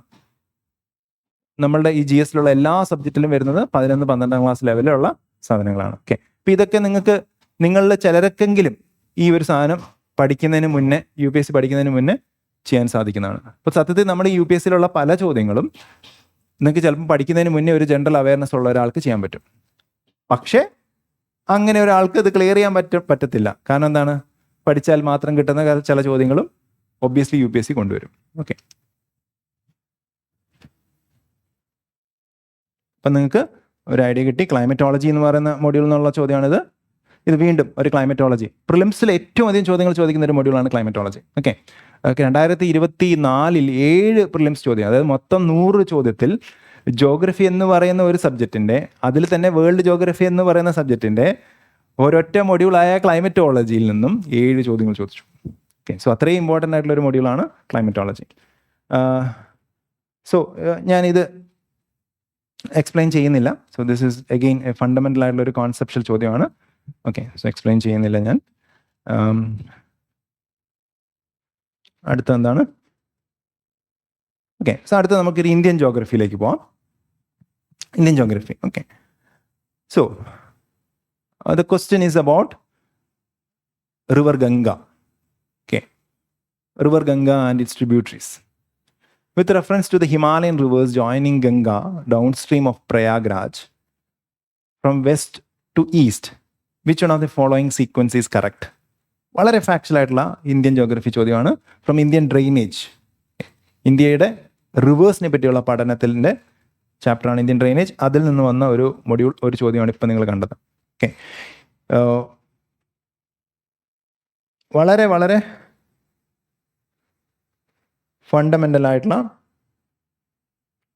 ഒരു ഫാക്ച്വൽ ഏരിയ ആണ് ഇപ്പം നിങ്ങൾ കണ്ടത്. നമ്മൾ ഇന്ത്യയിലെ പ്രധാനപ്പെട്ട റിവേഴ്സ് ആയിട്ടുള്ള ഗംഗ, ഓക്കെ, ബ്രഹ്മപുത്ര, ഇൻഡസ്, ഗോദാവരി, കൃഷ്ണ, കാവേരി, മഹാനദി, ഇങ്ങനത്തെ നദികളുടെയൊക്കെ എന്ത് പഠിക്കണം? ട്രിബ്യൂട്ടറീസിനെ പറ്റി പഠിക്കണം. വളരെ പ്രധാനപ്പെട്ട ട്രിബ്യൂട്ടറീസിനെ പറ്റി നമ്മൾ പഠിക്കണം. ഫാക്ച്വൽ ആയിട്ടുള്ള ഇൻഫർമേഷനാണ്. പക്ഷേ ഇത് എന്തുകൊണ്ട് നമ്മൾ പഠിക്കുന്നു എന്ന് പറഞ്ഞു കഴിഞ്ഞാൽ, നമ്മൾ അറിഞ്ഞോ അറിയാതെയോ നമ്മൾ ഇപ്പോൾ എന്താണോ എന്നത് ഡിസൈഡ് ചെയ്തിരുന്ന ഫാക്ടറാണ് നമ്മൾ ജീവിക്കുന്ന ഈ ഒരു പ്രകൃതി, നമ്മൾ ജീവിക്കുന്ന ഈ ഒരു സ്ഥലം. ഓക്കെ, ഇപ്പം ഗംഗ എന്ന് പറയുന്ന റിവർ ഇന്ത്യയിലെ ഏറ്റവും വലിയ റിവറാണ് in terms the base in size. Okay, അപ്പം ഈ റിവറിൻ്റെ നദീതടങ്ങളിൽ ഇതിൻ്റെ എന്താണ് വളരെ ഫെർട്ടൈലായിട്ടുള്ള ഇത് കൊണ്ടുവരുന്ന ചെളി അടിഞ്ഞു കൂടിയ ആ ഒരു വലിയ സമതലമാണ് നോർത്ത് ഇന്ത്യൻ പ്ലെയിൻസ്. ഓക്കെ, ആ നോർത്ത് ഇന്ത്യൻ പ്ലെയിൻസ് ആണ് ഇന്ത്യയുടെ ഏറ്റവും വലിയ പോപ്പുലേഷൻ സെൻറ്റർ. ഇന്ത്യയുടെ സാംസ്കാരികമായ പല കാര്യങ്ങളും നടക്കുന്നത് അവിടെയാണ്. ഇന്ത്യയിലെ ബാക്കിയുള്ള എല്ലാ സ്ഥലങ്ങളെയും ഇൻഫ്ലുവൻസ് ചെയ്ത മിത്തോളജീസും എപ്പിക്സും ഒക്കെ ഫോം ചെയ്ത ഒരു സ്ഥലമാണ്. അപ്പം ഇതിൽ ഓരോന്നിനും ഇങ്ങനത്തെ ഓരോ പ്രാധാന്യമുണ്ട്. ഓക്കെ, ആ ഒരു കോണ്ടെക്സ്റ്റിലാണ് നമ്മൾ ഈ ഫാക്ട്സ് പഠിക്കുന്നത്. നമ്മൾ വെറുതെ ഫാക്ട്സ് പഠിക്കുന്നതല്ല. It is because it is so important for a country like India. Okay, so these rivers have played a big role in creating the country that we see today. അതുകൊണ്ടാണ് നമ്മൾ ഇതിൻ്റെ facts പഠിക്കുന്നത്. അപ്പോൾ അതിൽ നമ്മൾ ഗംഗ എന്ന് പറയുന്ന റിവർ പഠിക്കും. ഓക്കെ, ഗംഗ എന്ന റിവർ പഠിക്കും. ഗംഗ എന്ന റിവർ നമുക്കറിയാം ഉത്ഭവിക്കുന്നത് ഉത്തരാഖണ്ഡ് എന്ന് പറയുന്ന സംസ്ഥാനത്താണ്. അത് രണ്ട് നദികളായിട്ടാണ് അത് ആദ്യം ഉത്ഭവിക്കുക. Alaknanda and Bhagirathi. Okay, so ഇത് നിങ്ങൾ സ്കൂളിൽ പഠിച്ചിട്ടുള്ളതാണ്. ഭഗീരഥി എന്ന് പറയുന്ന 2 നദികളായിട്ട് ഉത്ഭവിക്കുന്നു. അത് ദേവപ്രയാഗ് എന്ന് പറയുന്ന സ്ഥലത്ത് വെച്ച്, ഓക്കെ, ഉത്തരാഖണ്ഡിൽ തന്നെയുള്ളതാണ്. ദേവപ്രയാഗ് എന്ന സ്ഥലത്ത് വെച്ച് ഇത് രണ്ടും കൂടെ ജോയിൻ ചെയ്തതിന് ശേഷമാണ് നമ്മൾ ഗംഗ എന്ന് പറയുന്ന പേരിൽ ഇത് അറിയപ്പെടുന്നത്. ഗംഗാ നദി ആവുന്നു. സോ ഗംഗാ നദി പതിയെ ഉത്തരാഖണ്ഡ് ഉപേക്ഷിച്ച് അതെങ്ങോട്ട് വരുന്നു? UP-യിലേക്ക് വരുന്നു, ഉത്തർപ്രദേശിലേക്ക് വരുന്നു. ഉത്തർപ്രദേശിലൂടെ അത് പതിയെ അത് ഈസ്റ്റിലേക്ക് ടേൺ ചെയ്യുന്നു. വളരെ പതിയെ അത് ബീഹാറിലേക്ക് എൻ്റർ ചെയ്യുന്നു. പിന്നെ ബീഹാറിൽ നിന്ന് ചെറിയതായിട്ട് ജാർഖണ്ഡിൻ്റെ ബോർഡറിനെ ടച്ച് ചെയ്ത് അത് വെസ്റ്റ് ബംഗാളിലേക്ക് എൻ്റർ ചെയ്യുന്നു. ഓക്കെ. സോ ആദ്യം അത് ഉത്തരാഖണ്ഡ്, UK ഉത്തരാഖണ്ഡിൽ ഉത്ഭവിച്ചു, ഉത്തർപ്രദേശിലേക്ക് വന്നു, പിന്നീട് അത് ബീഹാറിലേക്ക് വന്നു. ഓക്കെ. സോ ഉത്തരാഖണ്ഡ്, UP, ബീഹാറിലേക്ക് വന്നു. ബീഹാറിൽ നിന്ന് പുറത്തിറങ്ങുന്ന സമയത്ത്, ബീഹാറിൽ നിന്ന് വെസ്റ്റ് ബംഗാളിലേക്ക് കയറുന്ന സമയത്ത് ഒരു ചെറിയതായിട്ട് ജാർഖണ്ഡ് എന്ന് പറയുന്ന സംസ്ഥാനത്ത് ടച്ച് ചെയ്തു. പിന്നീട് അത് വെസ്റ്റ് ബംഗാളിലേക്ക് ഇറങ്ങി. ഓക്കെ. വെസ്റ്റ് ബംഗാളിൽ വെച്ച് ഇത് രണ്ടായിട്ട് സ്പ്ലിറ്റ് ചെയ്യും. അതിൻ്റെ ഒരു ബ്രാഞ്ച് എങ്ങോട്ട് പോകുന്നു? അത് നേരെ ബംഗ്ലാദേശിലേക്ക് പോകുന്നു. അതിൻ്റെ പേരാണ് പത്മ. പത്മ എന്ന് പറയുന്ന ബ്രാഞ്ച് എങ്ങോട്ട് പോകുന്നു? ബംഗ്ലാദേശിലേക്ക് പോകുന്നു. എന്നാൽ ഒരു ബ്രാഞ്ച് ഇവിടെ തന്നെ നിൽക്കുന്നു. അതിൻ്റെ പേരാണ് ഹൂഗ്ലി. അത് കൽക്കട്ട സൈഡിലേക്ക് താഴേക്ക് ഒഴുകുന്നു, ഹൂഗ്ലി. ഓക്കെ. എന്നിട്ട് അത് പോയി കടലിൽ പതിക്കുന്നു. മറ്റേത് പത്മ ബംഗ്ലാദേശിലേക്ക് പോകുന്നു. സോ ഇതാണ് ഈ ഒരു റിവറിൻ്റെ കോഴ്സ്. ഉത്തരാഖണ്ഡിൽ ഉത്ഭവിച്ച് UPയിലൂടെ ഒഴുകി, ബീഹാറിലൂടെ ഒഴുകി, ജാർഖണ്ഡിലൂടെ ഒഴുകി, വെസ്റ്റ് ബംഗാളിലൂടെ ഒഴുകി, ഒരു ബ്രാഞ്ച് ബംഗ്ലാദേശിലേക്ക് പോകുന്നു, ഒരു ബ്രാഞ്ച് ഇന്ത്യയിൽ തന്നെ നിൽക്കുന്നു, ഹൂഗ്ലി റിവർ. അത് കൽക്കട്ട വഴി ഒഴുകി പതിയെ ബംഗാൾ ഉൾക്കടലിൽ, ബേ ഓഫ് ബംഗാളിൽ പതിക്കുന്നു. ഇനി ഇതിൻ്റെ പ്രധാനപ്പെട്ട എന്തൊക്കെ പഠിക്കണം? പ്രധാനപ്പെട്ട ട്രിബ്യൂട്ടറീസ് നമ്മൾ പഠിക്കണം. സോ നമ്മൾ പഠിക്കുന്ന ഒരു ട്രിബ്യൂട്ടറിയാണ് യമുന. ഇതിൽ വന്ന് ജോയിൻ ചെയ്യുന്ന ട്രിബ്യൂട്ടറിയാണ് യമുന. ഓക്കെ. സോ യമുന വന്ന് ജോയിൻ ചെയ്യുന്ന സ്ഥലത്തിനെയാണ് നമ്മൾ എന്ത് വിളിക്കുന്നത്? അലഹബാദ് അല്ലെങ്കിൽ പ്രയാഗ്രാജ്. ഓക്കെ. പഴയ പേര് അലഹബാദ് എന്നാണ്. ഇപ്പം നമ്മളതിനെ പേര് മാറ്റി പ്രയാഗ്രാജ് എന്നാണ് വിളിക്കുന്നത്, പ്രയാഗ്രാജ്. ഓക്കെ. സോ പ്രയാഗ്രാജിൽ വന്ന് ചേരും. പ്രയാഗ്രാജിന് ശേഷം ഇതിലേക്ക് കുറേ ഹിമാലയത്തിൽ നിന്ന് വരുന്ന ഒരുപാട് റിവേഴ്സ് വന്ന് ജോയിൻ ചെയ്യുന്നുണ്ട്. ഓക്കെ. സോ അതിൽ പെട്ടതാണ് you can see a river called Gomati. Okay. Gomati എന്ന് പറയുന്ന റിവർ വരുന്നു. ലക്നൌയിലൂടെ ഒക്കെ ഒഴുകുന്ന ഒരു റിവറാണ്. ദെൻ ഘാഗ്ര എന്ന് പറയുന്ന റിവർ വരുന്നു. ദെൻ ഗാങ്ടക്. ഓക്കെ. ബീഹാറിൽ വെച്ച് ജോയിൻ ചെയ്യുന്ന റിവറാണ്, വളരെ പ്രധാനപ്പെട്ട റിവറാണ്. നിങ്ങൾ കേട്ടിട്ടുണ്ടാകുന്ന ചാൻസിൽ മറ്റൊരു റിവറാണ് കോശി. ഓക്കെ. സോ ഇതിൽ ചില റിവേഴ്സ് നിങ്ങൾ ചിലപ്പോൾ കേട്ടിട്ടുണ്ടാവില്ല. ഗംഗ നിങ്ങൾ കേട്ടിട്ടുണ്ട്, യമുന കേട്ടിട്ടുണ്ട്, കോശി കേട്ടിട്ടുണ്ട്. ഓക്കെ. ചിലപ്പോൾ നിങ്ങൾ സ്കൂളിൽ പഠിച്ചിട്ടുണ്ടാവും, ഗോമതിയും ഘാഗ്രയും ഗാങ്ടക്കും കോശിയും ഒക്കെ. സോ ഇങ്ങനെ നമ്മൾ ഈ റിവേഴ്സിൻ്റെ ട്രിബ്യൂട്ടറി, അതായത് ഗംഗയുടെ ട്രിബ്യൂട്ടറീസിനെ പറ്റി പഠിക്കണം. അതിൽ നിന്ന് ഫാക്ച്വൽ ചോദ്യങ്ങൾ UPSC ചോദിക്കാം.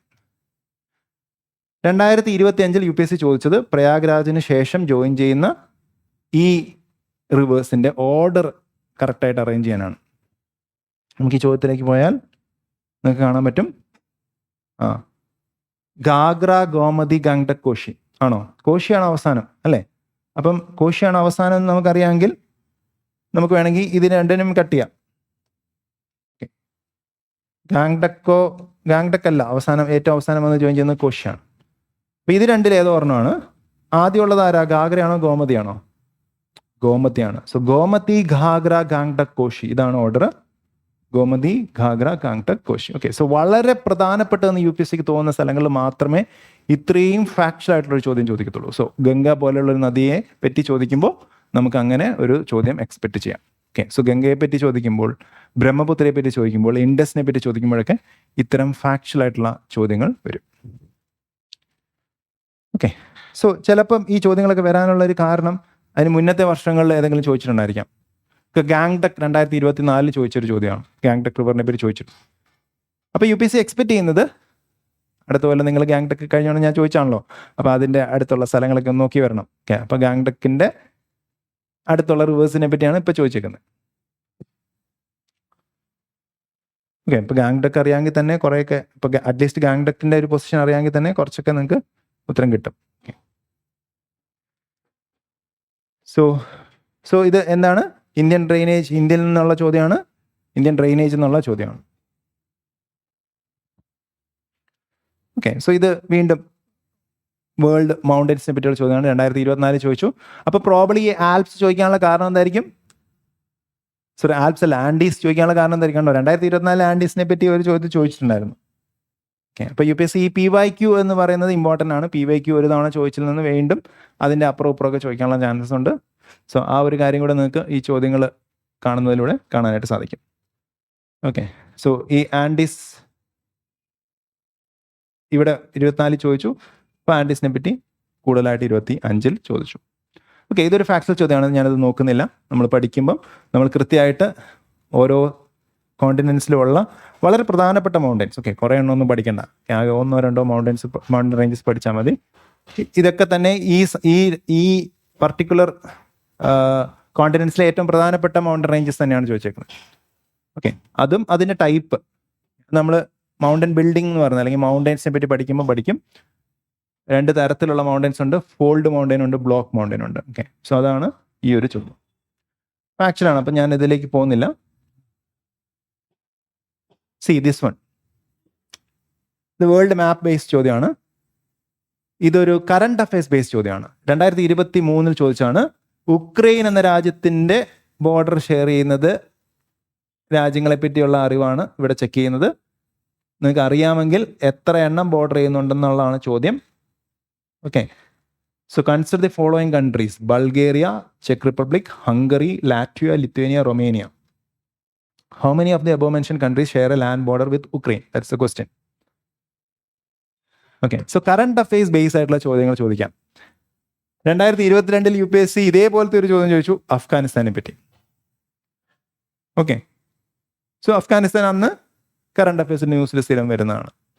അപ്പോൾ ഇങ്ങനെ ഉള്ള ചോദ്യങ്ങൾ നിങ്ങൾക്ക് എക്സ്പെക്ട് ചെയ്യാം. അപ്പോൾ കൃത്യമായിട്ട് ആ വേൾഡ് മാപ്പ് അവിടുത്തെ രാജ്യങ്ങൾ അറിഞ്ഞിരിക്കണം. സോ ഇത് നിങ്ങൾക്ക് കൃത്യമായിട്ട് അറിയാമെങ്കിൽ നിങ്ങൾക്ക് മനസ്സിലാവും ഇതിൽ 2 രാജ്യങ്ങൾ മാത്രമേ ആരുമായിട്ട് ബോർഡർ വരുന്നുള്ളൂ. ഉക്രൈനുമായിട്ട് ബോർഡർ വരുന്നുള്ളൂ. ആരൊക്കെയാണ്?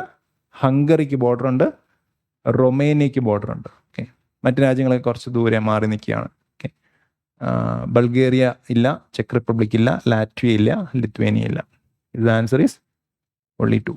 Okay, so this is a current affairs based question. Okay, നിങ്ങൾക്ക് എന്തെങ്കിലും ഡൗട്ട്സ് കാര്യങ്ങളൊക്കെ ഉണ്ടെങ്കിൽ നമ്മൾ ഈ പ്രിലിംസിൻ്റെ ക്വസ്റ്റിനുമായി ബന്ധപ്പെട്ട് എന്തെങ്കിലും ഡൗട്ട്സ് കാര്യങ്ങളുണ്ടെങ്കിൽ ചോദിക്കാം. നിങ്ങൾക്കൊരു ഐഡിയ മനസ്സിലായില്ലേ? ഇപ്പോൾ ക്ലൈമറ്റോളജി എന്നുള്ള ചോദ്യങ്ങൾ കണ്ടു, ജിയോമോർഫോളജി എന്നുള്ള ചോദ്യം കണ്ടു, ഇന്ത്യൻ ഡ്രെയിനേജ് റിവേഴ്സിനെ പറ്റിയുള്ള ചോദ്യം കണ്ടു, കറണ്ട് അഫയേഴ്സ് ബേസ്ഡ് ആയിട്ടുള്ള ഒരു ചോദ്യം കണ്ടു, right? So this is how we can expect questions. നിങ്ങൾക്ക് അറിയാമെങ്കിൽ ഈസിയാണ്, അറിയില്ലെങ്കിൽ പാടുമാണ്. ഓക്കെ, കോൺസെപ്ഷ്യൽ ആയിട്ടുള്ള കാര്യങ്ങളാണെങ്കിൽ കൃത്യമായിട്ട് അറിയാമെങ്കിൽ എളുപ്പമാണ്, വളരെ സിമ്പിളാണ്. കോൺസെപ്റ്റ്സ് ആണ് സിമ്പിൾ. കോൺസെപ്ഷൻ ചോദ്യങ്ങളാണ് ഇപ്പോൾ കണ്ടതിൽ ഏറ്റവും സിമ്പിൾ ആയിട്ടുള്ള ചോദ്യങ്ങൾ. ഓക്കെ, ആ കോൺസെപ്റ്റ് അറിയാമെങ്കിൽ ഷടയെന്ന് പറഞ്ഞ് ഉത്തരം കിട്ടും.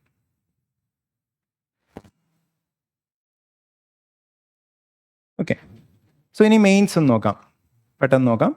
സോ മെയിൻസിൽ നമ്മൾ പേപ്പർ 1 ജോഗ്രഫി എന്ന് പറയുന്ന സബ്ജക്റ്റ് വരുന്നത്. സോ പേപ്പർ 1 അതിൻ്റെ കൂടെയുള്ള മറ്റ് സബ്ജക്ട്സ് എന്തൊക്കെയാണ്? You have got history. So whole history is there in the paper 1. So you have got modern Indian history, you have got the post-independent consolidation, that is after independence history ആണ് post-independent consolidation. 1947 മുതൽ ഇപ്പോൾ വരെ നടക്കുന്ന കാര്യങ്ങളാണത്. Okay, പിന്നെന്താണ്? Ancient Indian history ഉണ്ട്, medieval Indian history ഉണ്ട്, art and culture ഉണ്ട്, ഇത് കൂടാണ്ട് വേൾഡ് ഹിസ്റ്ററി ഉണ്ട്. Okay, so it's A very large area history.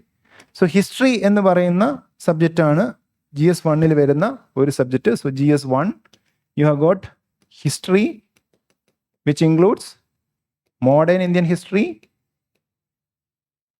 Then you have got ancient Indian history, you have got medieval Indian history, you have got art and culture, which is primarily associated with ancient medieval. Okay, ancient medieval-മായി ബന്ധപ്പെട്ടാണ് പഴയ ക്ഷേത്രങ്ങൾ, പഴയ എന്താണ് architecture, music, painting, അതൊക്കെയാണ് നമ്മൾ art and കൾച്ചറിൽ പഠിക്കാം. അത് കൂടുതലും ആൻഷ്യൻ മെഡീവൽ ഇന്ത്യൻ ഹിസ്റ്ററിയുടെ ഒരു സബ്സെറ്റ് ആയിട്ട് വേണം കൂട്ടാം. ദെൻ പിന്നെന്താണ്? Post independence history, post independence. Okay, so ഇത്രയാണ് ഇന്ത്യൻ സൈഡിൽ നിന്നുണ്ട്. അതുകൂടാണ്ട് വേൾഡ് ഹിസ്റ്ററിയും വലിയൊരു ഏരിയ ആണ്. ഓക്കെ, സോ ഇത്രയും സബ്ജക്ട്സ് എന്തിലുണ്ട്? ഹിസ്റ്ററിയിലുണ്ട്. ഇനി സൊസൈറ്റി എന്ന് പറയുന്നൊരു സബ്ജക്റ്റ് ഉണ്ട്. സോ സൊസൈറ്റിയിൽ നമ്മൾ പഠിക്കുന്നത് എന്തൊക്കെയാണ്? Salient features of Indian society, caste system, Indian സൊസൈറ്റിയുടെ മറ്റ് ഫീച്ചേഴ്സ് ഒക്കെ, religious diversity, racial diversity, okay, linguistic diversity. We study about secularism, communalism, regionalism, okay, problems faced by women, problems faced by elderly. So the changes happening in Indian society due to globalization, urbanization. Okay, ഇതൊക്കെയാണ് സൊസൈറ്റിയിൽ നമ്മൾ പഠിക്കുക. Society എന്ന് പറയുന്ന subject എന്താണ്?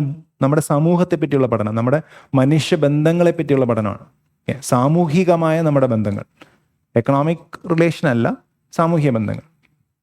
അപ്പോൾ ആ ബന്ധങ്ങളെ പറ്റി പഠിക്കുന്നതാണിത്. അപ്പോൾ അതിൻ്റെ അകത്ത് എക്കണോമിക് ബന്ധങ്ങളും ഉണ്ട്, പക്ഷെ അത് വേറൊരു സബ്ജക്റ്റായിട്ട് നമ്മൾ എക്കണോമിക്സ് സബ്ജക്റ്റായിട്ട് ഫുള്ളായിട്ട് പഠിക്കും. അതുപോലെ പൊളിറ്റിക്കൽ ബന്ധങ്ങളുണ്ട്, അത് വേറൊരു സബ്ജക്റ്റാണ്.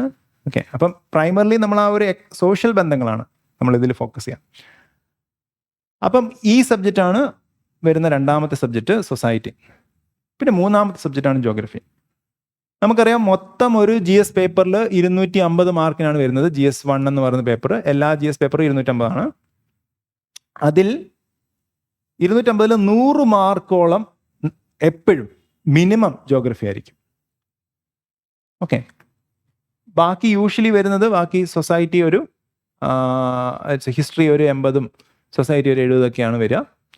ചില വർഷങ്ങളിൽ ഒക്കെ ബാക്കി ഇത് രണ്ടും കൂടെ കൂട്ടുമ്പോൾ 150 ജോഗ്രഫി 100. പക്ഷെ ചില വർഷങ്ങളിൽ ജോഗ്രഫി 100-ൽ കൂടുതൽ ചോദിക്കാം. ഇപ്പം കഴിഞ്ഞ എക്സാമിന് 2025 മെയിൻസിന് 125 മാർക്ക് ചോദിച്ചു. അതായത് മൊത്തം പേപ്പർ 1-ന്റെ പകുതി ചോദ്യങ്ങൾ ജോഗ്രഫിയിൽ നിന്നാണ് ചോദിച്ചത്. Okay, so this is the importance of geography in mains. Geography is very important in mains as well. എന്തെങ്കിലും ഡൗട്ട്സ് കാര്യങ്ങളുണ്ടെങ്കിൽ നിങ്ങൾക്ക് അൺമ്യൂട്ട് ചെയ്ത് സംസാരിക്കാം കേട്ടോ. നിങ്ങൾ മുന്നേ ചോദിക്കാറുണ്ടെന്ന് ഞാൻ വിശ്വസിക്കുന്നു. ഉണ്ടോ? ഇല്ലേ? ഓക്കെ, സോ ഇനി നമുക്ക് പെട്ടെന്ന് കുറച്ച് മെയിൻസിൻ്റെ ചോദ്യങ്ങൾ കാണാം. നമുക്കൊരു ഐഡിയ കിട്ടുക എന്നുള്ളതാണ് നമ്മുടെ ലക്ഷ്യം. ഈ ചോദ്യങ്ങളിലൊക്കെ പ്രത്യേകത എന്താണെന്ന് പറഞ്ഞാൽ, നിങ്ങൾ ജോഗ്രഫി ആയിട്ടൊന്നും വലിയ പഠനങ്ങളൊന്നും നടത്താത്ത ആളാണെങ്കിലും, നിങ്ങൾ സാമാന്യ ബോധമുള്ള ഒരാൾക്ക് ഈ ചോദ്യങ്ങളൊന്നും ഭയങ്കര ടഫാണ് എന്ന് തോന്നില്ല. നിങ്ങൾക്ക് അറ്റ്ലീസ്റ്റ് കുറച്ച് കാര്യങ്ങളെങ്കിലും നിങ്ങൾക്ക് അതിനെപ്പറ്റി അറിയായിരിക്കും. You will be having at least limited information, കുറച്ചെങ്കിലും ഒരു ഇൻഫർമേഷൻ ഉള്ള കാര്യങ്ങളെ പറ്റിയാണ്. നോക്കിയേ, ആദ്യത്തെ ചോദ്യം എന്താണ്? How are climate change and see level rice affecting the very existence of many island Nations? Discuss with examples. Okay, നിങ്ങൾക്ക് ഈ ചോദ്യത്തിന് ഉത്തരം എഴുതാം.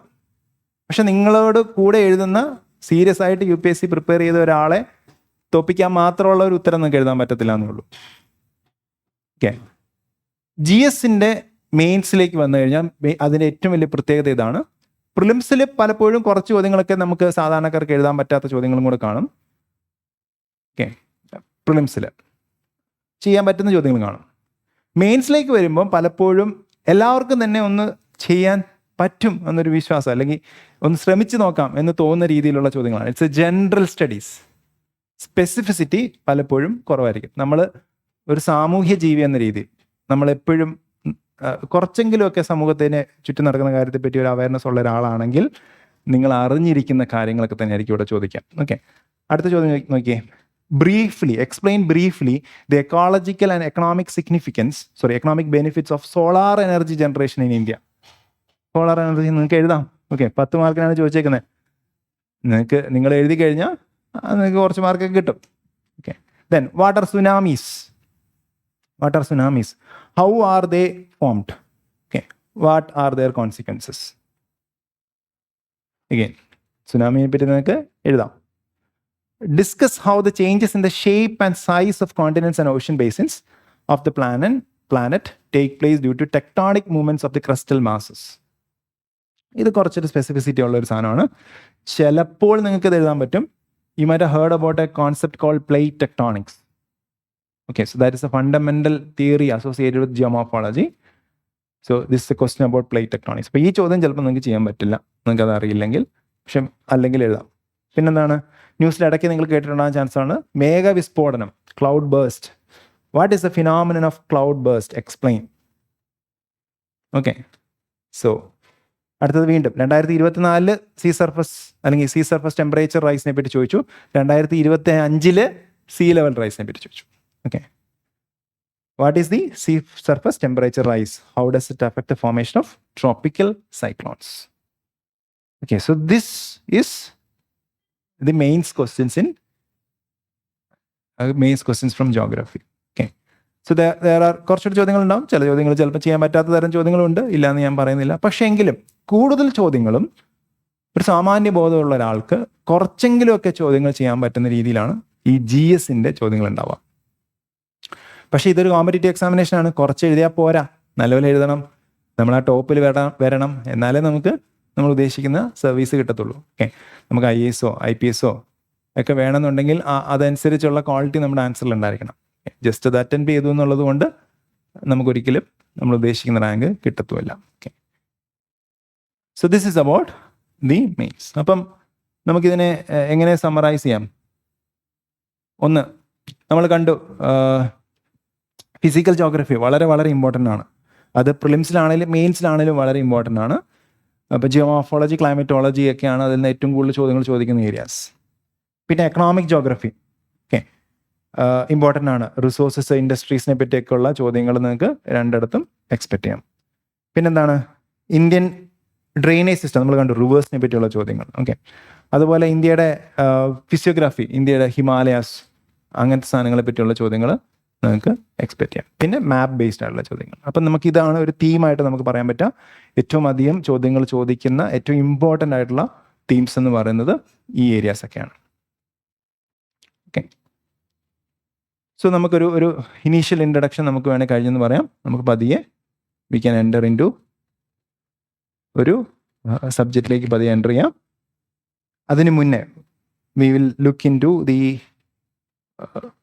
Study materials. ഓക്കെ, നിങ്ങൾക്ക് വേണ്ട സ്റ്റഡി മെറ്റീരിയൽസ് എന്തൊക്കെയാണ്? ഒന്ന്, നമ്മൾ ക്ലാസ്സിൽ കൃത്യമായിട്ടുള്ള ലെക്ചർ നോട്ട്സ് തരുന്നുണ്ടായിരിക്കും. സോ ലെക്ചർ നോട്ട്സ് ആണ് നിങ്ങളുടെ ഏറ്റവും ബേസിക് ആയിട്ടുള്ള സ്റ്റഡി മെറ്റീരിയൽ. പിന്നെ അത് കൂടാണ്ട് നമുക്ക് കൃത്യമായിട്ടുള്ള ഒരു സിലബസിനോട് അലൈൻ ചെയ്തിട്ടുള്ള +1 +2 NCERTs ഉണ്ട്. ഈ 4 NCERTs. ഓക്കെ, ഓരോന്നും നമുക്ക് 4 സബ്ജക്റ്റല്ലേ നമ്മൾ പറഞ്ഞത്, ആ 4 സബ്ജക്റ്റ് തന്നെയാണ് ഇത്. ഓക്കെ, അതായത് world physical geography, world human geography, Indian physical geography, Indian human geography. Okay, അങ്ങനെ തന്നെയാണ് ഈ NCERTയുടെ ക്ലാസ് 11 ക്ലാസ് 12ൻ്റെ ബുക്കിൻ്റെ സ്ട്രക്ചർ വരുന്നത്. ഓക്കെ, ഇതെന്താണ്, വേൾഡ് ഇന്ത്യൻ ഫിസിക്കൽ ജോഗ്രഫിയാണ്, ഇത് വേൾഡ് ഫിസിക്കൽ ജോഗ്രഫിയാണ്, ഇത് വേൾഡ് ഹ്യൂമൻ ജോഗ്രഫിയാണ്, ഇത് Indian human geography. Okay, so ഈ 4 എണ്ണം പഠിച്ചു കഴിഞ്ഞാൽ ഏകദേശം നമുക്ക് ഈ സബ്ജക്റ്റിന് വേണ്ട കാര്യങ്ങൾ കൃത്യമായിട്ട് കവർ ചെയ്യാനായിട്ട് സാധിക്കും. ഓക്കെ, പിന്നെ അറ്റ്ലസ് വേണം, കാരണം നമ്മൾ പഠിക്കുന്ന കാര്യങ്ങളൊക്കെ അറ്റ്ലസ് നോക്കി വേണം നമുക്ക് പഠിക്കാനായിട്ട്. Okay, so this is about the study materials that is required. നമ്മളിനി ഒരു മൊഡ്യൂളിലേക്ക് പോവാണ്, geomorphology. So will start with this module called geomorphology. So geomorphology is a study about the solid part of Earth. So primarily we'll be more studying more about the continental areas. Continental areas ne പറ്റിയാണ് കൂടുതൽ പഠിക്കുക. Ocean അടിയിലുള്ള കാര്യങ്ങളെ പറ്റിയുള്ള പഠനം relatively കുറവാണ്. Okay, അത് കുറച്ച് കാര്യങ്ങളൊക്കെ നമ്മൾ ഓഷ്യനോഗ്രഫിയിൽ പഠിക്കും. കുറച്ച് കാര്യങ്ങൾ നമ്മളിവിടെ ഏറ്റവും കോമൺ ആയിട്ടുള്ള രണ്ട് സ്ഥലത്ത് ഒരുപോലെ വരുന്ന കാര്യങ്ങൾ നമ്മൾ ജിയോമോർഫോളജിയിൽ ഒന്നിച്ച് പഠിക്കും. Now, if you look around the solid part of Earth, we'll see that the solid part of Earth is very uneven. It's very uneven. Some portions are low-lying areas. Some are high altitude areas. Then, even if you look at the surface, okay, in some places the surface is very flat. ചില സ്ഥലങ്ങളിൽ അത് വളരെ പരന്ന് കിടക്കുന്ന surface ആണ്. ചില സ്ഥലങ്ങൾ ഭയങ്കര അണ്ടുലേറ്റിംഗ് ആയിട്ടുള്ള സർഫസ് ആണ്, ഇങ്ങനെ കയറി ഇറങ്ങിയിരിക്കും. ഓക്കെ, സോ നമ്മൾ ജിയോമോർഫോളജിയിൽ പഠിക്കുന്നത് പ്രൈമർലി ഈ ഒരു വ്യത്യാസങ്ങളൊക്കെ എങ്ങനെ വന്നു എന്നുള്ളതാണ്. Now in geomorphology we divide the forces responsible for the formation of this landscapes, okay, അല്ലെങ്കിൽ land features into 2 major players. Okay, 2 players ആണ് ഈ സർഫസിൽ ഇങ്ങനത്തെ കാര്യങ്ങൾ കൊണ്ടുവരുന്നത്. So one is called the variability developers. So one which actually makes these differences, variations in the surface. Now there are certain other the second set of actors is the actors which actually try to reduce these unevenness. Okay, they are called levelers.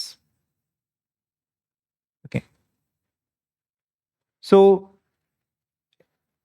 if I give you an example of one which is actually making variability on the surface of Earth, imagine a volcanic eruption. ഒരു volcanic eruption imagine ചെയ്യാം. അപ്പം എന്താ സംഭവിക്കുന്നത്? ഭൂമിയുടെ അടിയിൽ നിന്ന് lava വന്ന് ആ ലാവ മുകളിലേക്ക് വന്ന് പരന്ന് അവിടെ ഒരു കൂന പോലെ ഉണ്ടായി ഒരു മല പോലെ ഉണ്ടാവുകയാണ്, അല്ലേ? അപ്പം മുന്നേ അവിടെ പരന്ന് കിടന്ന സ്ഥലത്ത് ഒരു മല ഉണ്ടാവുകയാണ് ചെയ്യുന്നത്. അതെന്താണ്? ഒരു വേരിയേഷൻ ഉണ്ടാക്കുന്ന സാധനമാണ്. അപ്പോൾ volcanism is a variability creator, right? In a simple sense you can see that it's a variability creators. Similarly, sometimes when an earthquake happens, ചിലപ്പോൾ ഒരു അപ്പ് ഡൗൺ ഒക്കെ വരാം. സോ ചിലപ്പോഴേ അങ്ങനെ വരത്തുള്ളൂ, പക്ഷെ ചിലപ്പം it can happen. Okay, so the earthquakes can create certain changes on the surface. Similarly, ഈ മലനിരകൾ ഉണ്ടാകുന്ന മൗണ്ടൻ ബിൽഡിംഗ് പ്രോസസ്സുകളുണ്ട്, നമ്മൾ പിന്നീട് പഠിക്കും. So mountain building processes are responsible for formation of mountains. Mountains are very important variability. Okay, ഒരു ഭൂമിയിൽ ഉണ്ടാകുന്ന ഒരു പ്രധാനപ്പെട്ട ഒരു വേരിയേഷൻ ആണ്, അല്ലെങ്കിൽ ഒരു അൺഈവൻനെസ് ആണ് മലനിരകൾ. സോ ഇങ്ങനെ മലനിരകളും ഇതും ഈ വോൾക്കാനിക് ഇറപ്ഷനും എർത്ത് ഒക്കെ ഉണ്ടാകുന്നു. ഇതൊക്കെ ഉണ്ടാകുന്നത് എവിടെ നിന്നുള്ള ഫോഴ്സ് കൊണ്ടാണ്? ഭൂമിയുടെ ഉള്ളിൽ നിന്നുള്ള ഫോഴ്സുകളാണ്, ഭൂമിയുടെ ഇന്റീരിയർ നിന്നുള്ള ഫോഴ്സുകളിൽ നിന്നാണ്. സോ ദീസ് ഫോഴ്സസ്, ഭൂമിയുടെ സർഫസിൽ അൺഈവൻനെസ് ഉണ്ടാക്കുന്ന ഈ ഫോഴ്സുകളെ ഒന്നിച്ച് നമ്മൾ വിളിക്കുന്നത് എൻഡോജനിക് ഫോഴ്സുകൾ എന്നാണ്. We call dum as endogenic forces. Okay, so there are 3 types of endogenic forces: mountain building forces, earthquakes, and volcanism. Okay, now on the other side of the spectrum you have got levelers. Now these levelers are actually found on the surface of Earth, and they try to reduce the variations created by the endogenic forces. Imagine the case of a river. What does it do? It erodes the high altitude areas. It carries the sediments, rocks from those areas and deposit it in the low-lying areas. Now with the time, this river can actually make this land into a level land. It is taking away the material from the high altitude areas, regions having high heights, mountainous regions. It is taking the materials down from those areas, then it is depositing it in the low-lying areas. Now if you give time to rivers can actually make that land into a level land. Okay. Similarly, you can see that wind will also do that. Wind will also destroy, okay, by repeatedly blasting against a mountain, against a rock. It can slowly erode it. Okay, you can actually make it into a low-lying feature. It's into a low, small feature. Similarly, waves. Okay, so waves will be trying to erode the variabilities you find on the coast. കോസ്റ്റിൽ കാണപ്പെടുന്ന ഇങ്ങനെ തിട്ടകളെയൊക്കെ ഇടിച്ചു കളയാനായിട്ട് ശ്രമിക്കുന്ന ആരാണ്? Waves ആണ്. ഇപ്പം നമുക്കറിയാം, ഇപ്പോൾ വർക്കല ക്ലിഫിലൊക്കെ പോയി കഴിഞ്ഞാൽ അവിടെ ഇങ്ങനെ ഇടിഞ്ഞു വീഴാൻ പാകത്തിനുള്ള സ്ഥലങ്ങൾ കാണും. അത് ഈ വേവിൻ്റെ ആക്ഷൻ കൊണ്ട് വേവ്സ് പതിയെ അതിനെ ലെവലാക്കാൻ ശ്രമിക്കുന്നതാണ്. അപ്പോൾ ബാക്കിയുള്ള ഇങ്ങനെ നമ്മൾ ആലപ്പുഴയിലൊക്കെ പോകുന്ന പോലത്തെ പരന്ന ബീച്ചുകളിലേക്ക് മാറ്റാനുള്ള ശ്രമമാണ് വേവ്സ് അവിടെ നടത്തുന്നത്. So if you give time to waves അങ്ങനെ ചെയ്യും. ഓക്കെ, ഇപ്പം നമ്മളിപ്പോൾ കാണുന്ന ഈ പരന്ന് കിടക്കുന്ന സ്ഥലങ്ങളൊക്കെ മില്യൺസ് ഓഫ് വർഷങ്ങൾക്ക് മുന്നേ ചിലപ്പോൾ ക്ലിഫുകൾ ഉണ്ടായിരുന്ന സ്ഥലങ്ങളായിരുന്നിരിക്കാം. ഓക്കെ, സോ അത് സമയം കൊണ്ട് ഈ വേവ്സ് അതിനെ പരത്തി കളഞ്ഞാണ്. സിമിലർലി നമുക്ക് ഗ്ലേഷ്യസ് എന്ന് പറഞ്ഞാൽ വലിയ ഐസിൻ്റെ വലിയ കട്ടകളാണ്. Okay, huge mass of ice. So this huge mass of ice, when it moves on the ground, okay, under the influence of gravity, it will be moving down the slope. When it does that, it actually അതിൻ്റെ wait കൊണ്ട് അത് അവിടെയുള്ള ആ ഗ്രൗണ്ടിനെ ഭയങ്കരമായിട്ട് ഇങ്ങനെ മാന്തി കൊണ്ടുപോകും. Okay, ഭയങ്കര കട്ടിയുള്ള ഈ ഐസ് ഒരു സർഫസിന് മുകളിൽ കൂടി ഇങ്ങനെ പതിയെ മൂവ് ചെയ്ത് കഴിഞ്ഞാൽ അത് അതിൻ്റെ അടിയിലുള്ള ഭാഗത്ത് ഇങ്ങനെ ചുരണ്ടി എടുക്കും. ഓക്കെ, നമ്മൾ ഈ ഐസ്ക്രീമൊക്കെ ഇങ്ങനെ സ്കൂപ്പ് ചെയ്തെടുക്കുന്ന പോലെ അതിങ്ങനെ ചുരണ്ടി കളഞ്ഞുകൊണ്ടിരിക്കും. അപ്പം ഹൈ മൗണ്ടൻസിലൊക്കെ നമ്മൾ എവറസ്റ്റിലൊക്കെ നോക്കിക്കഴിഞ്ഞാൽ അവിടെയൊക്കെ എപ്പോഴും ഐസ് മൂടി കിടക്കുന്ന സ്ഥലങ്ങളാണ്. അപ്പം എവറസ്റ്റിനെയൊക്കെ ചെറുതാക്കാൻ ശ്രമിക്കുന്ന ആരാണ്? ഈ ഗ്ലേഷ്യസ് ആണ്. അപ്പം ഇതാണ് എന്ത് ലെവലേഴ്സ് എന്ന് പറയുന്നത്. So these forces are together called exogenic forces. Exogenic forces. So you have got endogenic forces which tries to make variations on the surface of Earth, mountains, volcanic eruptions and associated volcanic features, volcanic cones, volcanic mountains, then earthquake can sometimes cause up or down. Okay, അത് മുകളിലേക്കും താഴേക്കും വരാം കേട്ടോ. Usually നമ്മൾ മുകളിലേക്ക് എന്നുള്ളൊരു സെൻസിലാണ് പറയുക, പക്ഷേ ഇറ്റ് ക്യാൻ ഓൾസോ ഹാപ്പൻ താഴേക്കും. ഈ വേരിയബിലിറ്റി ഡെവലപ്പേഴ്സ് താഴേക്കും ചിലപ്പോൾ ഉണ്ടാക്കാം. അങ്ങനെ താഴേക്ക് ഉണ്ടാക്കി കഴിഞ്ഞാൽ അവിടെ ഈ റിവറൊക്കെ എന്ത് ചെയ്യും? അവിടെ കൊണ്ട് മണ്ണ് ഡെപ്പോസിറ്റ് ചെയ്ത് പരത്തിക്കളയും. So in both cases the levellers will try to make it even. Okay, കുഴികൾ ഉണ്ടാക്കി കഴിഞ്ഞാൽ കുഴിക്കകത്തുകൊണ്ട് എന്തെങ്കിലും ഡെപ്പോസിറ്റ് ചെയ്യാൻ നോക്കും. ആര്? ഈ എക്സോജനിക് ഏജൻസ്. ഓക്കെ, അപ്പോൾ എൻഡോജനിക് ഏജൻസ് കുഴികളാണ് ഉണ്ടാക്കുന്നതെങ്കിൽ അവിടെ ഡെപ്പോസിറ്റ് ചെയ്യാൻ ലെവലേഴ്സ് നോക്കും. എൻഡോജനിക് ഏജൻസ് മലനിരകളാണ് ഉണ്ടാക്കുന്നതെങ്കിൽ അതിനെ ഇറോഡ് ചെയ്യാൻ ആര് നോക്കും? ഈ ലെവലേഴ്സ് നോക്കും. അപ്പം ഈ ഒരു ബാലൻസ് ആണ് നമ്മൾ സർഫസിൽ കാണുന്നത്. നൗ ഇപ്പം ഞാനതിനെ ഒരു എക്സാമ്പിളിലൂടെ പറയുകയാണെങ്കിൽ, if you look at the case of Himalayas, Himalayan പർവ്വതനിരകൾ, this is the tallest mountain range in the world, having most of the tallest peaks of the world. വേൾഡിലെ പ്രധാനപ്പെട്ട ടോളസ്റ്റ് പീക്സുകളെല്ലാം വരുന്നത് ഈ ഒരു മലനിരകളോട് ചേർന്നാണ്. ഓക്കെ, ഈ ഹിമാലയത്തോടും അതിനോട് ചേർന്ന് കിടക്കുന്ന മലനിരകളിലാണ് വരിക. So we know the tallest peak of the world is Mount Everest. Now, if you look at the height of Mount Everest, if you look at an old book, you will find that the height of Mount Everest might be little lower than the current height. ഇപ്പോൾ ഉള്ള ഹൈറ്റിനേക്കാൾ കുറച്ച് കുറവായിരിക്കും മുന്നുള്ള height. Okay, ഇപ്പം ഞാൻ പറയുകയാണ് 8848 metre ആയിരിക്കാം പണ്ട് പല ബുക്കുകളിലും ഉണ്ടായിരിക്കാം. ചിലപ്പോൾ 8000 അതിലും താഴെ ആയിരിക്കാം. Now the height is 8850 meters. So that means there is an increase of 2 meters in the last 100 years or so. Now, in fact, if you look at the Himalayas are actually still growing. Okay, so Himalayas are still growing. കാരണം അവിടുത്തെ ആ Himalayas ഉണ്ടാകാൻ ആ ഒരു factor, that is a mountain building force. That force is still active. ആ force ഇപ്പോഴും ആക്റ്റീവാണ്. ആ ഫോഴ്സ് ഇപ്പോഴും അതിനെ പതിയെ പൊക്കിക്കൊണ്ടിരിക്കുകയാണ്. Okay, so it is still active, it is still causing an upliftment. Now, at the same time, the glaciers there, the rivers there are also trying to reduce the height of it. But still, who is having an upper hand here? The endogenic forces are having an upper hand. That's the reason why it is still growing. So, ഇവിടെ എന്താണ് തമ്മിലുള്ള ഒരു യുദ്ധമാണ് നടക്കുന്നത്. ഒരു സൈഡിൽ കൂടെ ഈ മൗണ്ടൻ ബിൽഡിംഗ് ഫോഴ്സുകൾ അല്ലെങ്കിൽ വോൾക്കാനിസം, എർത്ത് പോലുള്ള സാധനങ്ങൾ ഒരു ഹൈറ്റ് കൂട്ടാനും കുറയ്ക്കാനും ഒക്കെ ശ്രമിക്കുന്നു. ഇപ്പോൾ കൂട്ടാൻ ശ്രമിക്കുന്നു എന്ന് പറയാം. അതിൻ്റെ ഓപ്പോസിറ്റ് സൈഡിൽ അതിനെ ചെറുതാക്കാനായിട്ട് ശ്രമിക്കുന്നു. ഇനി ഈ ഒരു മൗണ്ടൻ ബിൽഡിംഗ് ഫോഴ്സസ് ഇല്ലാണ്ടായാൽ, ഓക്കെ, ഇപ്പോൾ ഈ അപ്ലിഫ്റ്റ്മെൻറ്റ് ഇല്ലാണ്ടായി, അങ്ങനെ ആയിക്കഴിഞ്ഞാൽ എന്ത് സംഭവിക്കും?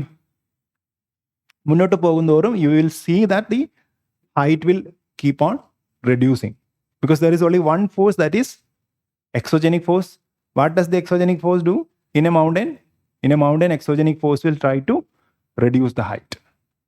Okay, so currently the Himalayas are experiencing a increase in height because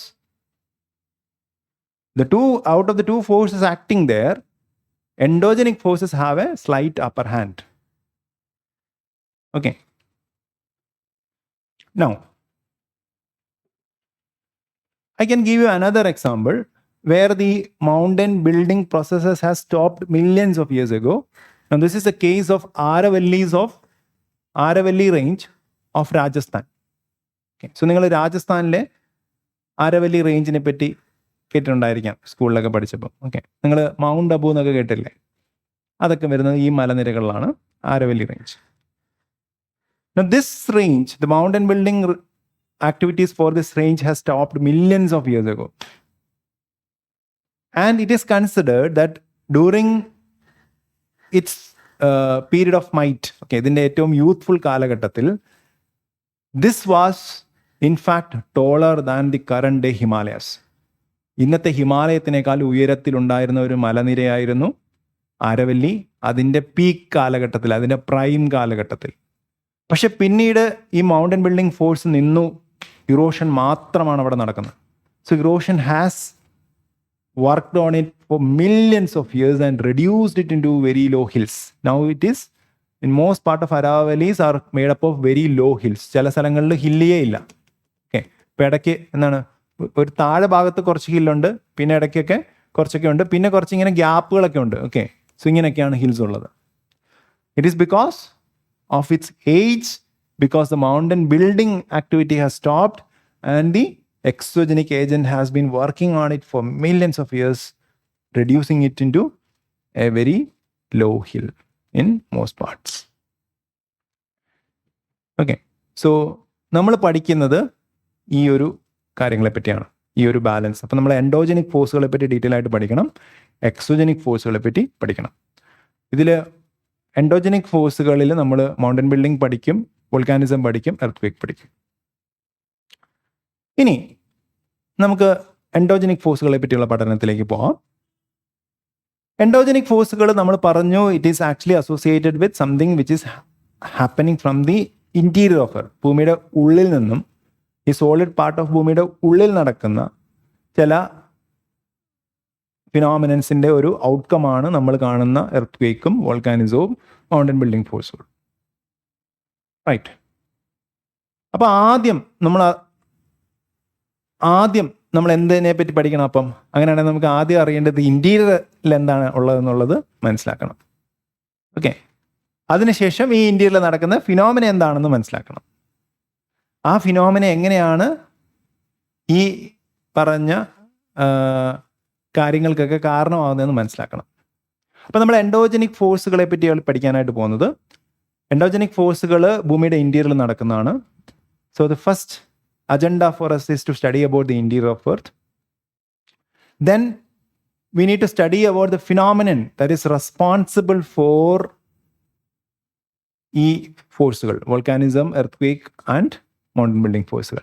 Now you can find a single theory which is connected with all these three forces, mountain building, volcanism and earthquake, which will give you a perfect explanation for the occurrence of all these things. നമുക്ക് ഒരൊറ്റ single theory ഉണ്ട്, ഇതിനെ എല്ലാത്തിനെയും connect ചെയ്ത് explanation തരുന്ന ഒരു തിയറിയാണ്. ആ ഒരു സിംഗിൾ തിയറി പഠിച്ചാൽ നമുക്ക് എക്സാക്ട്ലി പറയാൻ പറ്റും എന്തുകൊണ്ട് മൗണ്ടൻ ബിൽഡിംഗ് സംഭവിക്കുന്നു, എവിടെ മൗണ്ടൻ ബിൽഡിംഗ് സംഭവിക്കുന്നു, സിമിലർലി എവിടെ വോൾക്കാനിസം നടക്കും, എവിടെ എർത്ത്ക്വേക്ക് നടക്കും, അതിൻ്റെ ഫോഴ്സ് എത്രത്തോളം ആയിരിക്കും, എവിടെ ആയിരിക്കും ഏറ്റവും പവർഫുൾ നടക്കുക, എവിടെ ആയിരിക്കും വീക്ക് ആയിട്ടുള്ള നടക്കുക, എവിടെ നടക്കില്ല, ഇതൊക്കെ നമുക്ക് എക്സ്പ്ലെയിൻ ചെയ്യാൻ പറ്റുന്ന ഒരു തിയറിയുണ്ട്. അപ്പോൾ നമ്മൾ എന്ത് പഠിക്കണം? ആദ്യം നമ്മൾ പഠിക്കാൻ പോകുന്നത് എൻഡോജനിക് ഫോഴ്സുകളിൽ ആദ്യം ഇൻറ്റീരിയർ ഓഫ് എർത്ത് പഠിക്കുന്നു. രണ്ടാമത് നമ്മൾ will try to study about this single theory which tries to connect everything and give you a perfect explanation for everything. Okay, then മൂന്നാമത് നമ്മൾ ഇതിൽ ഓരോന്നിനെ പറ്റിയും കുറച്ച് ഡീറ്റെയിൽ ആയിട്ട് പഠിക്കാൻ ശ്രമിക്കും. എർത്ത്ക്വേക്കിനെ പറ്റി പഠിക്കണം, മൗണ്ടൻ ബിൽഡിങ്ങിനെ പറ്റി പഠിക്കണം, വോൾക്കാനിസത്തെ പറ്റി പഠിക്കണം. ഓക്കെ, നമുക്ക് ഇൻറ്റീരിയർ ഓഫ് എർത്തിനെ പറ്റി നോക്കാം.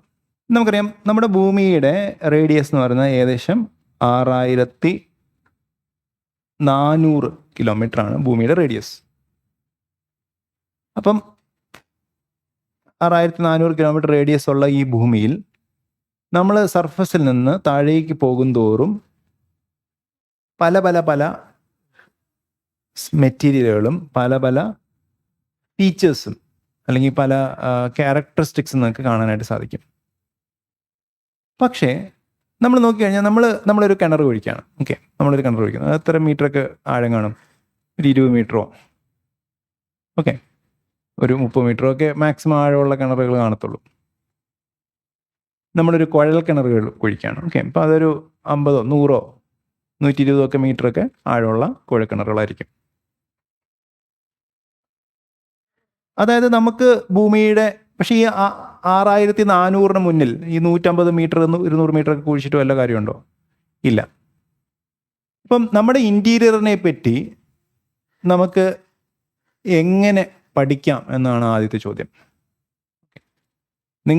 നമ്മൾ ഈ ഒരു ഫിഗറൊക്കെ കണ്ടിട്ടുണ്ടാവും, പക്ഷേ ഈ ഒരു ഫിഗറിലേക്ക് നമ്മൾ എങ്ങനെ എത്തി, നമ്മൾ എങ്ങനെയാണ് മനസ്സിലാക്കിയത് ഭൂമിയുടെ ഉള്ളിൽ ഇങ്ങനത്തെ സാധനങ്ങളൊക്കെ ഉണ്ട്? അപ്പം നമുക്ക് ആദ്യം നമ്മൾ നോക്കേണ്ടത് what are the ways in which we can study about the interior of earth. ഇന്ത്യയെ പറ്റി നമുക്ക് അത്ര എളുപ്പത്തിൽ പഠിക്കാൻ പറ്റത്തില്ല. സത്യത്തിൽ നമുക്ക് സ്പേസിനെ പറ്റി പഠിക്കുന്നതിനേക്കാളും പാടാണ് ഇന്റീരിയറിനെ പറ്റി പഠിക്കാൻ.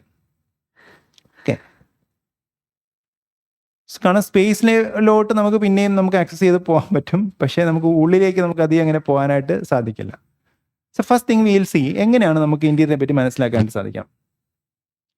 അപ്പോൾ അതിന് നമുക്ക് 2 കാറ്റഗറി ആയിട്ട് തിരിക്കാം. ഡയറക്റ്റ് ആയിട്ടുള്ള ചില സോഴ്സുകളുണ്ട്, ഇൻഡയറക്റ്റ് സോഴ്സുകളുണ്ട്. ഡയറക്റ്റ് സോഴ്സ് എന്ന് പറഞ്ഞാൽ എന്തായിരിക്കും? ഒന്ന് നമുക്ക് വേണമെങ്കിൽ കുഴിച്ചു നോക്കാം, that is A direct methodology. പക്ഷേ അതിന് വളരെ വലിയ ലിമിറ്റേഷൻ ഉണ്ട്, നമുക്ക് അധികം ഒന്നും ആഴത്തിൽ കുഴിക്കാൻ സാധിക്കില്ല.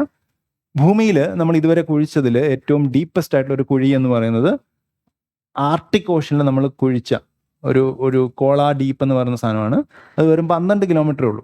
ഓക്കെ, നമുക്ക് ഇപ്പം എക്സാക്ട് ഇതെന്ന് പറയുന്നത് എക്സാക്ട് റേഡിയസ് എന്ന് പറയുന്നത് 6378. ഓക്കെ, 6378 മൈനസ് 12 എത്രയായി? 6. ഓക്കെ, പിന്നെ ഇത്രയും കൂടെ കിടപ്പുണ്ട്, ഇത്രയും കിലോമീറ്റേഴ്സ് കിടപ്പുണ്ട്. അപ്പം ഇതുകൊണ്ട് വലിയ കാര്യമൊന്നുമില്ല. പിന്നെ എന്താണ്? ഭൂമിയുടെ ഉള്ളിൽ നിന്നുള്ള മെറ്റീരിയൽസ് പുറത്തേക്ക് വരുന്ന ഒരു ഫിനോമിനാണ് volcanic eruptions. Volcanic eruptions will give you some idea about what is happening in the interior. അപ്പോൾ ഭൂമിയുടെ ഉള്ളിൽ എവിടെയൊക്കെ ഈ റോക്ക് ഉരുകി കിടപ്പുണ്ട്, അതാണ് ഈ ലാവയായിട്ട് പുറത്തേക്ക് വരുന്നത്. പക്ഷെ അവിടെയും പ്രശ്നമുണ്ട്. എന്താണ്? ഇത് ഭൂമിക്ക് ഇത്രയും വലിപ്പമുള്ളതുകൊണ്ട് ഇത് എവിടെ നിന്നാണ് ഇത് വരുന്നത് ഒന്നും നമുക്ക് കൃത്യമായിട്ട് പറയാൻ പറ്റത്തില്ല. ഓക്കെ, ഇത് അങ്ങ് അടിയിൽ നിന്നാണോ വരുന്നത്, അത് കുറച്ച് മുകളിൽ നിന്നാണോ വരുന്നത്? ഓക്കെ, അപ്പം അങ്ങനെ വരുമ്പോഴത്തേനും എഗെയിൻ നമുക്ക് എല്ലാത്തിനെ പറ്റിയും കൃത്യമായിട്ടൊന്നും അറിയാൻ പറ്റിയ ഒരു സോഴ്സ് അല്ല volcanic eruption. So direct sources are inadequate to help us understand the interior of Earth. Okay, so now let us look into the indirect sources. One indirect source is meteors, ഉൽക്കകൾ. Okay, so ഭൂമിയിലേക്ക് വരുന്ന ഈ ഉൽക്കകൾ ഭൂമിയിലേക്ക് വരുന്നത് അത് മറ്റ് പ്ലാനറ്റിൻ്റെ ഭാഗമായിട്ടുള്ളതോ അല്ലെങ്കിൽ ചെറിയ കല്ല് കഷ്ണങ്ങളൊക്കെ ആയിട്ട് കിടക്കുന്ന സാധനങ്ങൾ ഭൂമിയിലേക്ക് വരുന്നതാണ്. അപ്പം ഭൂമിയും ഒരു കാലത്ത് ഇങ്ങനെ മറ്റ് പ്ലാനറ്റിനൊക്കെ പോലെ കല്ലും കഷ്ണങ്ങളൊക്കെ ആയിട്ട് ഒന്ന് ചേർന്ന് ഉണ്ടായതാണ്. അപ്പം അതുകൊണ്ട് തന്നെ ഈ വേറെ വരുന്ന കല്ലിൻ്റെ അകത്തും കഷ്ണത്തിൻ്റെ അകത്തുമൊക്കെ ഭൂമിയിൽ ഉള്ള സാധനങ്ങളൊക്കെ തന്നെ ആയിരിക്കും എന്നുള്ളൊരു വിശ്വാസത്തിൻ്റെ പുറത്ത് നമുക്ക് വേണമെങ്കിൽ പഠിക്കാം. പക്ഷെ അതും നമുക്ക് എക്സാക്ട്ലി അങ്ങനെ ആണെന്നൊന്നും നിർബന്ധമില്ല. ഒരു ഐഡിയ കിട്ടും, ഒരു റഫ് ഐഡിയ കിട്ടും, അത്രേ ഉള്ളൂ. പിന്നെ ഗ്രാവിറ്റി, ഭൂമിയുടെ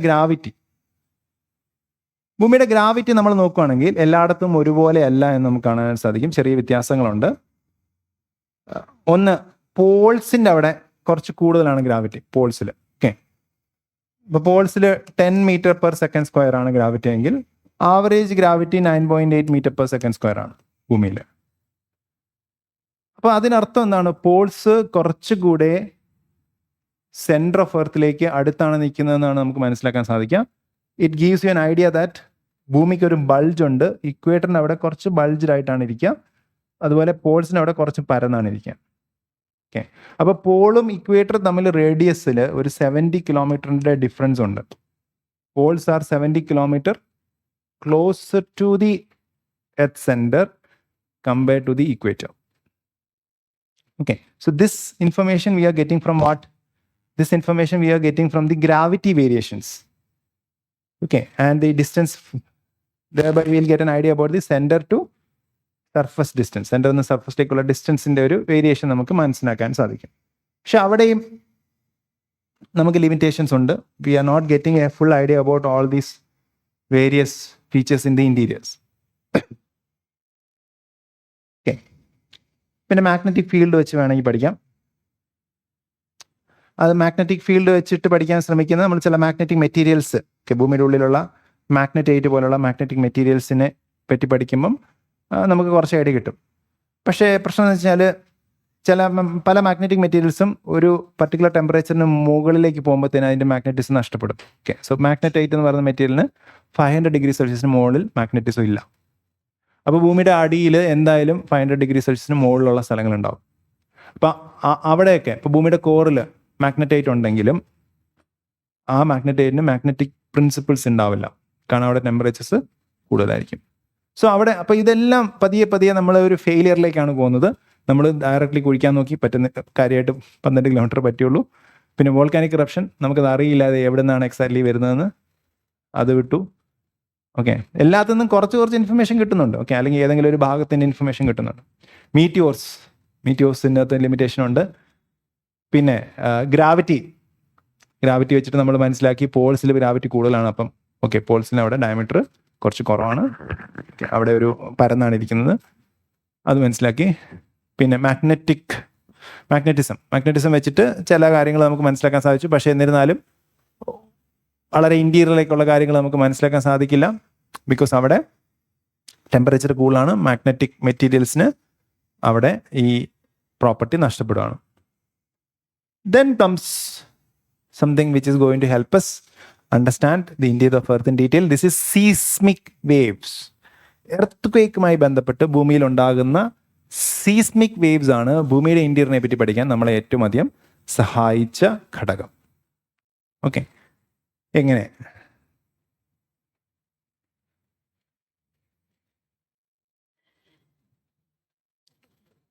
ഓക്കെ, സോ അതെങ്ങനെയാണെന്ന് നമുക്ക് നോക്കാം.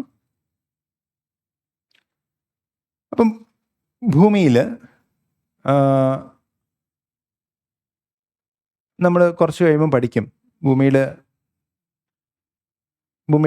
ഈ ഒരു ഭൂമിയെ നമുക്ക് ഒരു എഗ്ഗ് പോലെ ഒരു കോഴിമുട്ട പോലെ സങ്കല്പിച്ചാൽ നമുക്ക് കാണാൻ സാധിക്കും. കോഴിമുട്ടയ്ക്ക് മുകളിലൊരു തോടുണ്ട്, അതിൻ്റെ അടിയിൽ ഒരു പാട പോലത്തെ ഒരു സാധനമുണ്ട്, അത് കഴിഞ്ഞൊരു വെള്ള ഉണ്ട്, അത് കഴിഞ്ഞൊരു ഉണ്ണിയുണ്ട്, അല്ലേ? അപ്പം റഫ്ലി ആ ഒരു രീതിയിലാണ് ഭൂമിയുടെ ഇൻറ്റീരിയർ വരുന്നത്. ഏകദേശം അങ്ങനെ ഒരു രീതിയിലാണ്. അപ്പം നമ്മളിത് കുറച്ച് കഴിയുമ്പോൾ അതിനെപ്പറ്റി പഠിക്കുന്നത് കുറച്ച് കഴിയുമ്പോഴാണ്. പക്ഷേ നമ്മൾ ഇതിനെപ്പറ്റി എക്സ്പ്ലെയിൻ ചെയ്യാൻ നേരത്തെ ഇതൊന്ന് ഒരു ചെറിയ ഐഡിയ ഉണ്ടാകുന്നതല്ലാണ്. സോ നമുക്ക് കാണാൻ സാധിക്കും ഇവിടെ കുറച്ചുകൂടെ കൂടുതൽ ലെയേഴ്സ് ഉണ്ട്. എന്നാലും നമ്മൾ ലെയർ കുറയ്ക്കുകയാണെങ്കിൽ, നിങ്ങൾ സ്കൂളിൽ പഠിച്ചിട്ടുണ്ടാവും, ഭൂമിക്ക് 3 ലെയേഴ്സാണുള്ളത്. ക്രസ്റ്റ് എന്ന് പറയുന്ന മുകളിൽ വരുന്ന ഒരു ലെയർ ഉണ്ട്, അതിന് താഴെ you have got something called mantle, അതിൻ്റെ ഏറ്റവും ഉള്ളിലായിട്ട് കോർ. ഓക്കെ, അപ്പം ഇങ്ങനെ 3 ലെയേഴ്സ് ഉണ്ടെന്ന് നിങ്ങൾ സ്കൂളിലൊക്കെ പഠിച്ചിട്ടുണ്ട്. അപ്പം ഈ 3 ലെയറിൽ ഏറ്റവും മുകളിലുള്ള കോർ ക്രസ്റ്റിൻ്റെ തിക്നെസ് വളരെ കുറവാണ്, അതൊരു മുട്ടത്തോടിൻ്റെ അത്രേ ഉള്ളൂ. മാൻഡിലാണ് ഏറ്റവും വലുത്, കോറ് ഉള്ളിലാണ് നമ്മുടെ ഉണ്ണി പോലെ ചെറുതാണ്. ഓക്കെ, എനിവേ, ഈ മുട്ട, നമ്മളൊരു പുഴുങ്ങിയ മുട്ട, നമ്മൾ അതിൻ്റെ മുട്ട തോട് കളയുന്നതിന് മുന്നേ നമ്മൾ എന്ത് ചെയ്യും? അതിനെ പൊട്ടിക്കാൻ വേണ്ടി ഇങ്ങനെ തട്ടും, അല്ലേ? അപ്പോൾ തട്ടിക്കഴിയുമ്പോൾ എന്ത് പറ്റും? അതിൽ കുറേ ക്രാക്കുകൾ രൂപപ്പെടും. കറക്റ്റ് അല്ലേ? ഇപ്പോൾ ശരിക്കും പറഞ്ഞാൽ ഈ ഭൂമിയുടെ ക്രസ്റ്റ് ഈ ഒരു പൊട്ടിക്കാൻ വേണ്ടി നമ്മൾ ഇങ്ങനെ ഇടിച്ച ഒരു മുട്ടത്തോട് പോലെയാണ്. കുറേ ക്രാക്കുകളുണ്ട്, കുറേ പീസുകളായിട്ടാണ് അത് എക്സിസ്റ്റ് ചെയ്യുന്നത്. അതൊരു ഒറ്റ മുട്ടയായിട്ടല്ല, അല്ലെങ്കിൽ ഒറ്റൊരു തോടായിട്ടല്ല, സിംഗിൾ തോടായിട്ടല്ല. ഓക്കെ, അതിങ്ങനെ പൊട്ടിയ പീസുകളായിട്ടാണ് എക്സിസ്റ്റ് ചെയ്യുന്നത്. അങ്ങനെയുള്ള ഈ പൊട്ടിയ പീസുകളുടെ ഇടയിൽ ചെറിയ മൂവ്മെൻറ്റുകളൊക്കെ ഉണ്ട്. ഓക്കെ, നമ്മൾ പഠിക്കും, this is the basics of plate tectonics theory. പക്ഷെ അങ്ങോട്ടും ഇങ്ങോട്ടും ഒരു ഇൻ്റർ കണക്ഷൻ ഉണ്ട്, അതുകൊണ്ടാണ് നമ്മൾ ആ ഒരു കാര്യം ഇവിടെ പറയേണ്ടി വന്നത്. അപ്പോൾ ഇങ്ങനെയുള്ള ഈ മുട്ടത്തോടുകളുടെ ഇടയിൽ ചില മൂവ്മെൻറ്റുകൾ നടക്കുമ്പം എന്തെങ്കിലുമൊക്കെ കാരണം കൊണ്ട് ചിലപ്പം യു ക്യാൻ എക്സ്പെക്ട്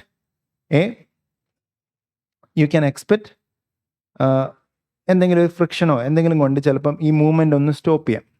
ഓക്കെ, ഇപ്പോൾ ഒരു സ്ഥലത്ത് ഭയങ്കര ഒരു റോക്ക് ഇങ്ങനെ ഭയങ്കരമായിട്ട് പൊങ്ങി നിൽപ്പുണ്ട്. ഓക്കെ, അപ്പോൾ അവിടെ വന്നിട്ട് തട്ടിയിട്ട് അവിടെ ഈ പ്ലേറ്റുകൾ തമ്മിലുള്ള മൂവ്മെൻ്റ് ഒന്ന് സ്റ്റോപ്പ് ചെയ്യാം. പക്ഷെ പിന്നീട് ആ സ്റ്റോപ്പ് ചെയ്തെങ്കിലും ഇതിനെ ഈ പ്ലേറ്റുകളെ മൂവ് ചെയ്യാൻ വേണ്ടി പ്രേരിപ്പിക്കുന്ന ഫോഴ്സ് ഉണ്ട് അതിൻ്റെ പുറകിൽ. അപ്പോൾ ആ ഫോഴ്സ് ഇങ്ങനെ പതിയെ പതിയെ പതിയെ പതിയെ ബിൽഡ് ചെയ്ത് after A point the friction cannot hold on any further and suddenly the movement will restart. ആ റീസ്റ്റാർട്ട് ചെയ്യുമ്പോൾ എന്ത് പറ്റും? ഒരു ജെർക്ക് ഉണ്ടാകാം, ഒരു ഷേക്ക് ഉണ്ടാകാം. നോ, അങ്ങനത്തെ ഷേക്കുകളാണ് നമ്മൾ എർത്ത്ക്വേക്ക് എന്ന രൂപത്തിൽ നമ്മൾ ഭൂമിയുടെ സർഫസിൽ അനുഭവപ്പെടുക. അപ്പം അത് ഉള്ളിൽ എവിടെയാണ് നടക്കുന്നത്. അങ്ങനെ ഉള്ളിൽ അത് നടന്ന സ്ഥലത്തെയാണ് നമ്മൾ ഫോക്കസ് എന്ന് വിളിക്കുക.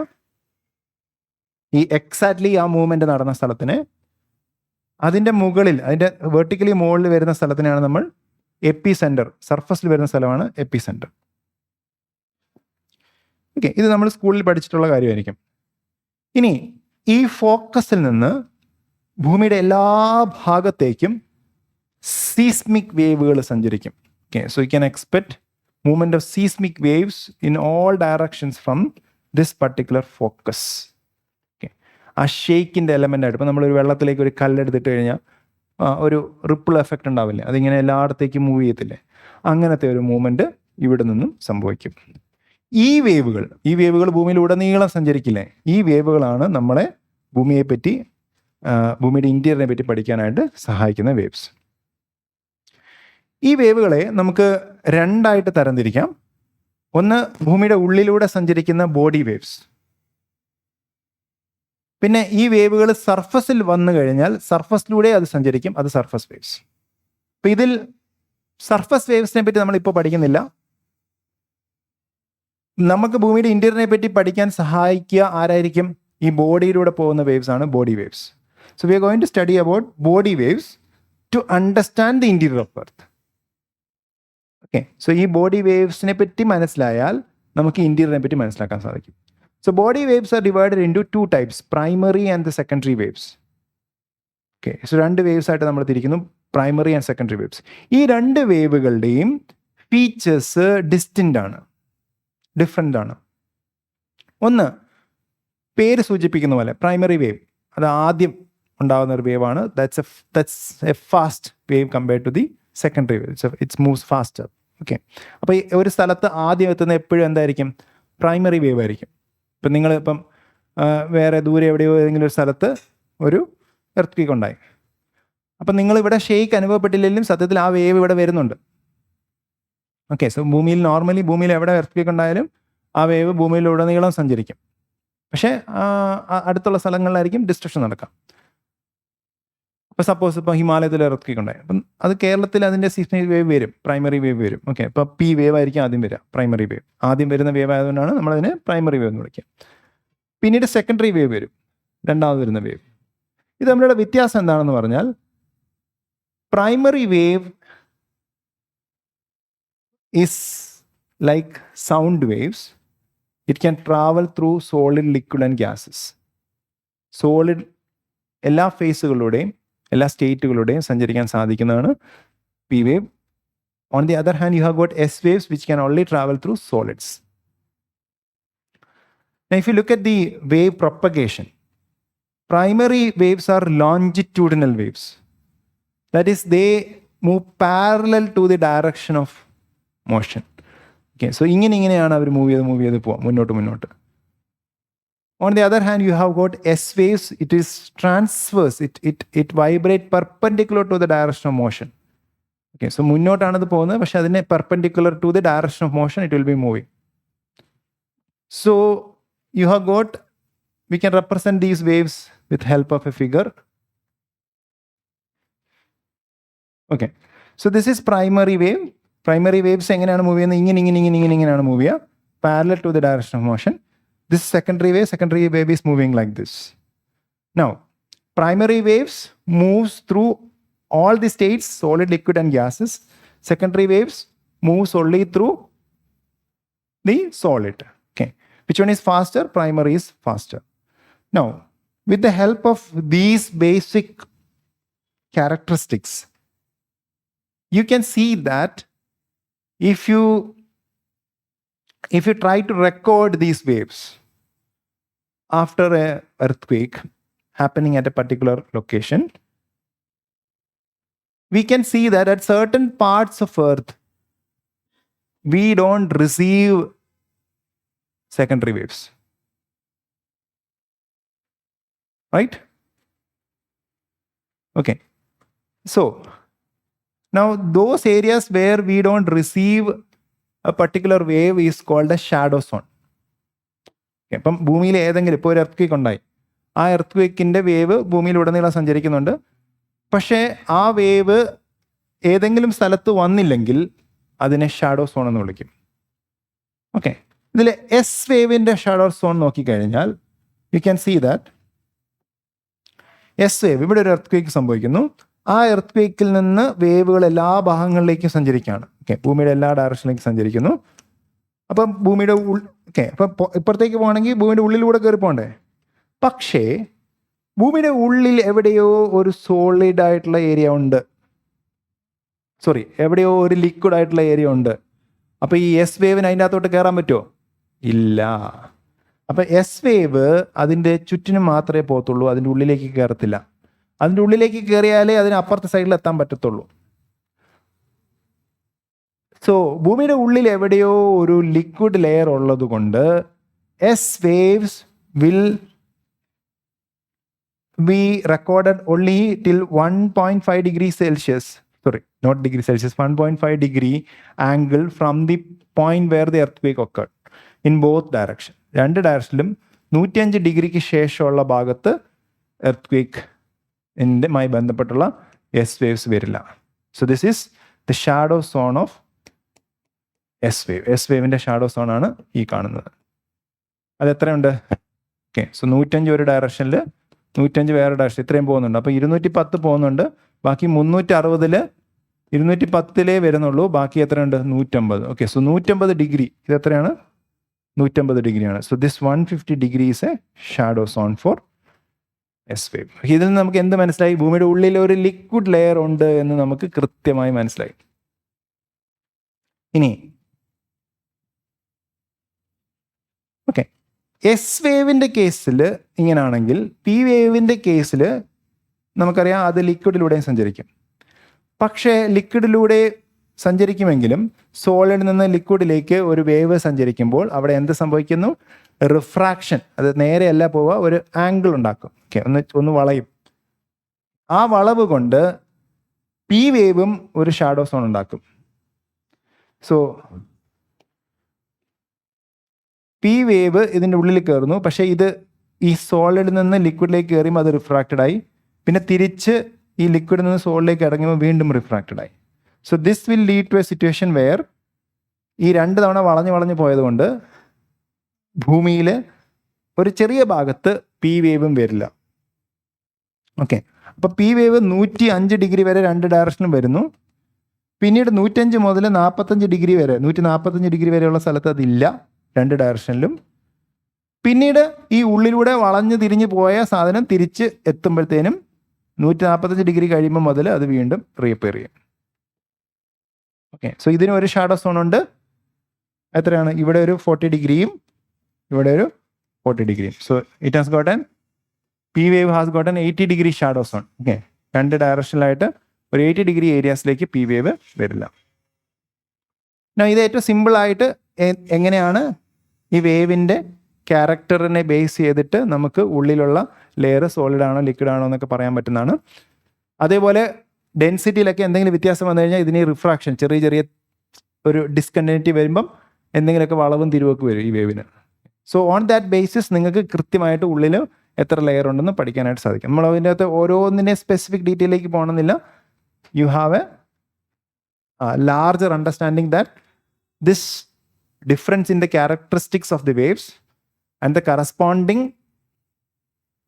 say, absence or corresponding bends associated with its movement from one particular state to another will help us understand the changes in the density of materials, changes in the state of materials in the interior of Earth.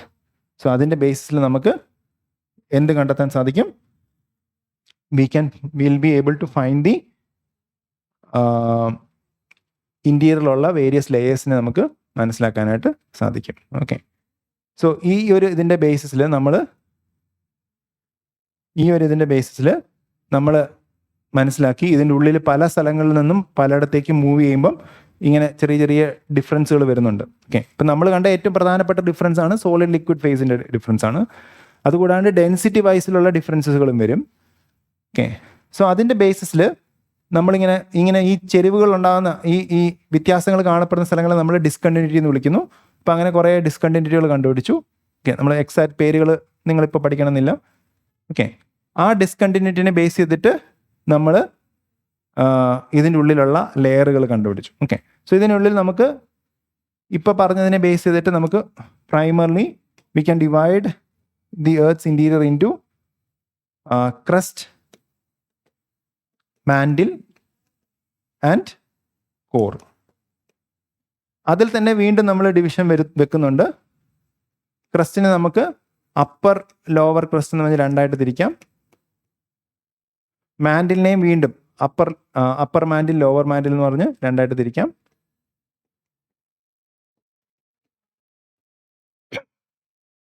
Core is again further divided into outer and inner core.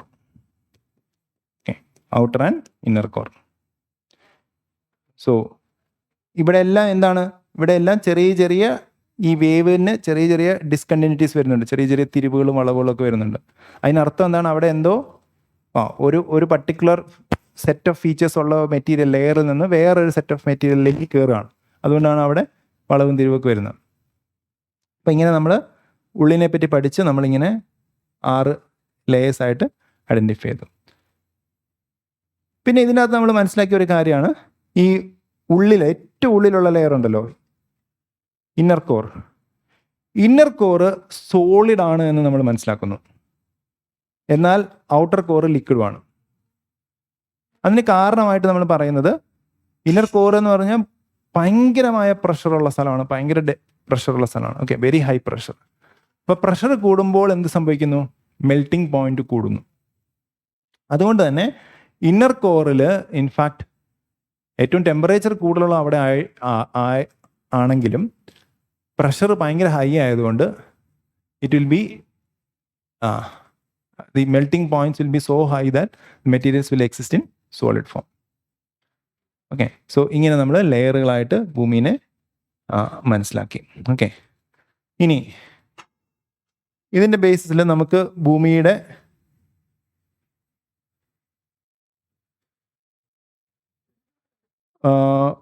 ഈ ലെയറുകളെ നമുക്കിങ്ങനെ summarise ചെയ്യാം. ഏറ്റവും പുറത്തുള്ളതാണ് crest. Okay, ഏറ്റവും പുറത്തുള്ളത് ക്രസ്റ്റിന് thickness വളരെ കുറവാണ്, ഒരു മുട്ടത്തോട് പോലെ വളരെ കുറവ് തിക്നെസ്സേ ഉള്ളൂ. ഓക്കെ, അതിൽ തന്നെ തിക്നെസ് കൂടുതൽ വരുന്നത് എവിടെയാണ്, നമ്മൾ പഠനത്തിൽ നിന്ന് മനസ്സിലാക്കി തിക്നെസ് കൂടുതൽ വരുന്നത് കോണ്ടിനെൻ്റ് ഉള്ള സ്ഥലങ്ങളിലാണ് തിക്നെസ് കൂടുതലുള്ളത്. ഓഷ്യൻസിൽ അടിയിൽ ഈ ക്രസ്റ്റ് വളരെ തിന്നാണ്. ഓക്കെ, 5 കിലോമീറ്ററൊക്കെ വരത്തുള്ളൂ. മറ്റിടത്ത് ഒരു 30 മുതൽ 70 കിലോമീറ്റർ വരെ തിക്നെസ് ഉണ്ട് കോണ്ടിനെൻ്റ് ഉള്ള സ്ഥലങ്ങൾ. പിന്നെ അടുത്തെന്താണ്, ഏറ്റവും പുറത്തുള്ള ലെയർ ആയതുകൊണ്ട് ഒബ്വിയസ്ലി ഇവിടെ ഏറ്റവും ഡെൻസിറ്റി കുറവാണ്. പിന്നെ വളരെ മുട്ടത്തോട് പോലെ വളരെ ചെറുതുമാണ്. ഓക്കെ, വളരെ തിൻ ലെയറാണ്. അപ്പം മൊത്തം വോളിയം നോക്കി കഴിയുമ്പോൾ ഏറ്റവും ചെറുതെന്ന് പറയുന്നത് ക്രസ്റ്റാണ്. ഓക്കെ, സോ ക്രസ്റ്റ് ആണ് ഏറ്റവും പുറത്ത് വരുന്നത്. തിക്നെസ് വളരെ കുറവാണ്. അവിടെ തന്നെയും കോണ്ടിനെൻസിനാണ് തിക്നെസ് കൂടുതൽ, ഓഷ്യൻസിൽ തിക്നെസ് കുറവാണ്. അതിന് റീസൺ എന്ന് പറയുന്നത് ഈ കോണ്ടിനെൻസിലുള്ള റോക്സ് കുറച്ചുകൂടെ ലോ ഡെൻസിറ്റി റോക്സ് ആണ്. ഓക്കെ, സോ നോർമലി നമുക്കിവിടെ കാണുന്നത് ഗ്രാനൈറ്റ് പോലത്തെ റോക്സ് ആണ്. Granite is low density rock. Okay, granite. അതേസമയം നമ്മൾ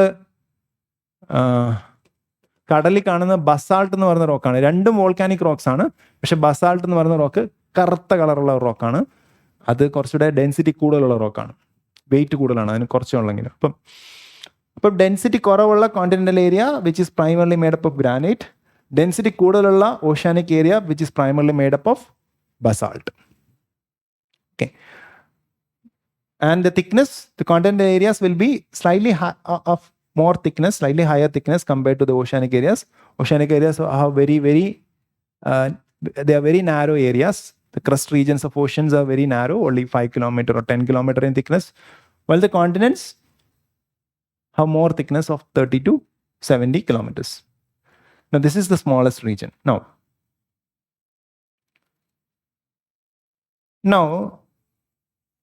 if you look at the mantle, okay, so mantle area, upper mantle ഉണ്ട്, ലോവർ മാൻഡിൽ ഉണ്ടെന്ന് പറഞ്ഞു. ഓക്കെ, ഇനി ഈ അപ്പർ മാൻഡിൽ തന്നെ, okay, so if you look at the upper mantle, okay, ഇപ്പം മുകളിൽ ഏറ്റവും മുകളിൽ വരയ്ക്കുകയാണെങ്കിൽ അപ്പർ ക്രസ്റ്റ് ഉണ്ട്, അപ്പർ ക്രസ്റ്റിന് ശേഷം ലോവർ ക്രസ്റ്റ് ഉണ്ട്. ഓക്കെ, സോ ഇത് ഇത്രയും യൂണിറ്റ് അപ്പർ ക്രസ്റ്റ്, ഇത്രയും യൂണിറ്റ് ലോവർ ക്രസ്റ്റ്. അതിനുശേഷം ഒരു പോർഷൻ വരും, this is upper part of upper mantle, upper മാൻഡിലിൻ്റെ ഏറ്റവും മുകളിലത്തെ പോർഷൻ. ഓക്കെ, സോ ഈ അപ്പർ മാൻഡിലിൻ്റെ അകത്ത് അതിൻ്റെ ഇടയിൽ ഒരു ലെയർ ഉണ്ട്. അതിന് നമുക്ക് ഈ മുട്ടത്തോട് പോലത്തെ ലെയറായിട്ട് കൂട്ടാം. മുട്ടത്തോടിൻ്റെ അകത്തുള്ള ആ പാടയില്ലേ, ആ പാട പോലത്തെ ഒരു ലെയറാണ്.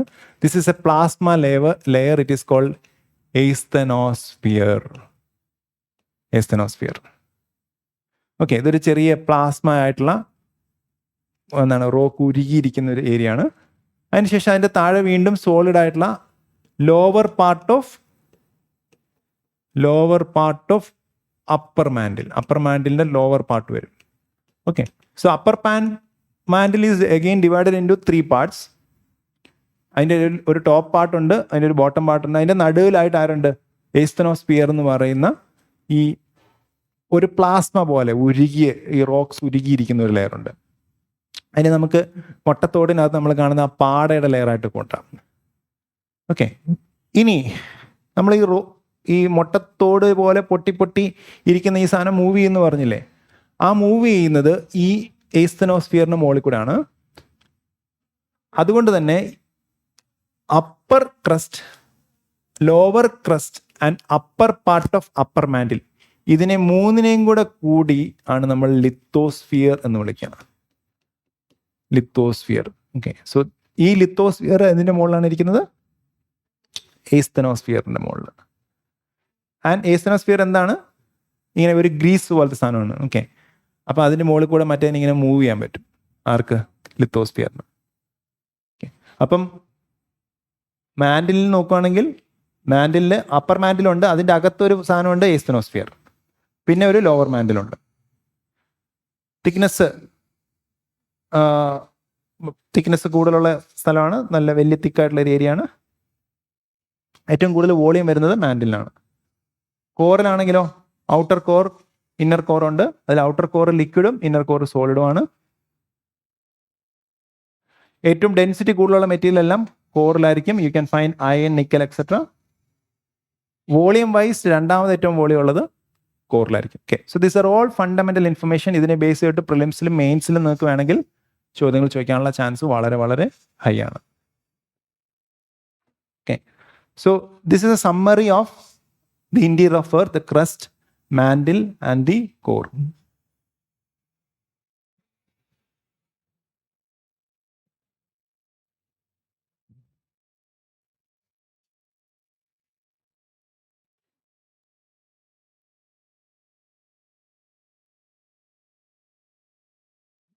ഓക്കെ, സോ നിങ്ങളിപ്പം പഠിച്ചതിൽ ബേസ് ചെയ്തിട്ട് നിങ്ങൾക്ക് കുറച്ച് കാര്യങ്ങൾ വേണമെങ്കിൽ ആൻസർ ചെയ്യാൻ പറ്റും. So this is 2023 prelims question. Consider the following statements. നിങ്ങളൊന്ന് അറ്റൻഡ് ചെയ്യാൻ നോക്കിക്കേ.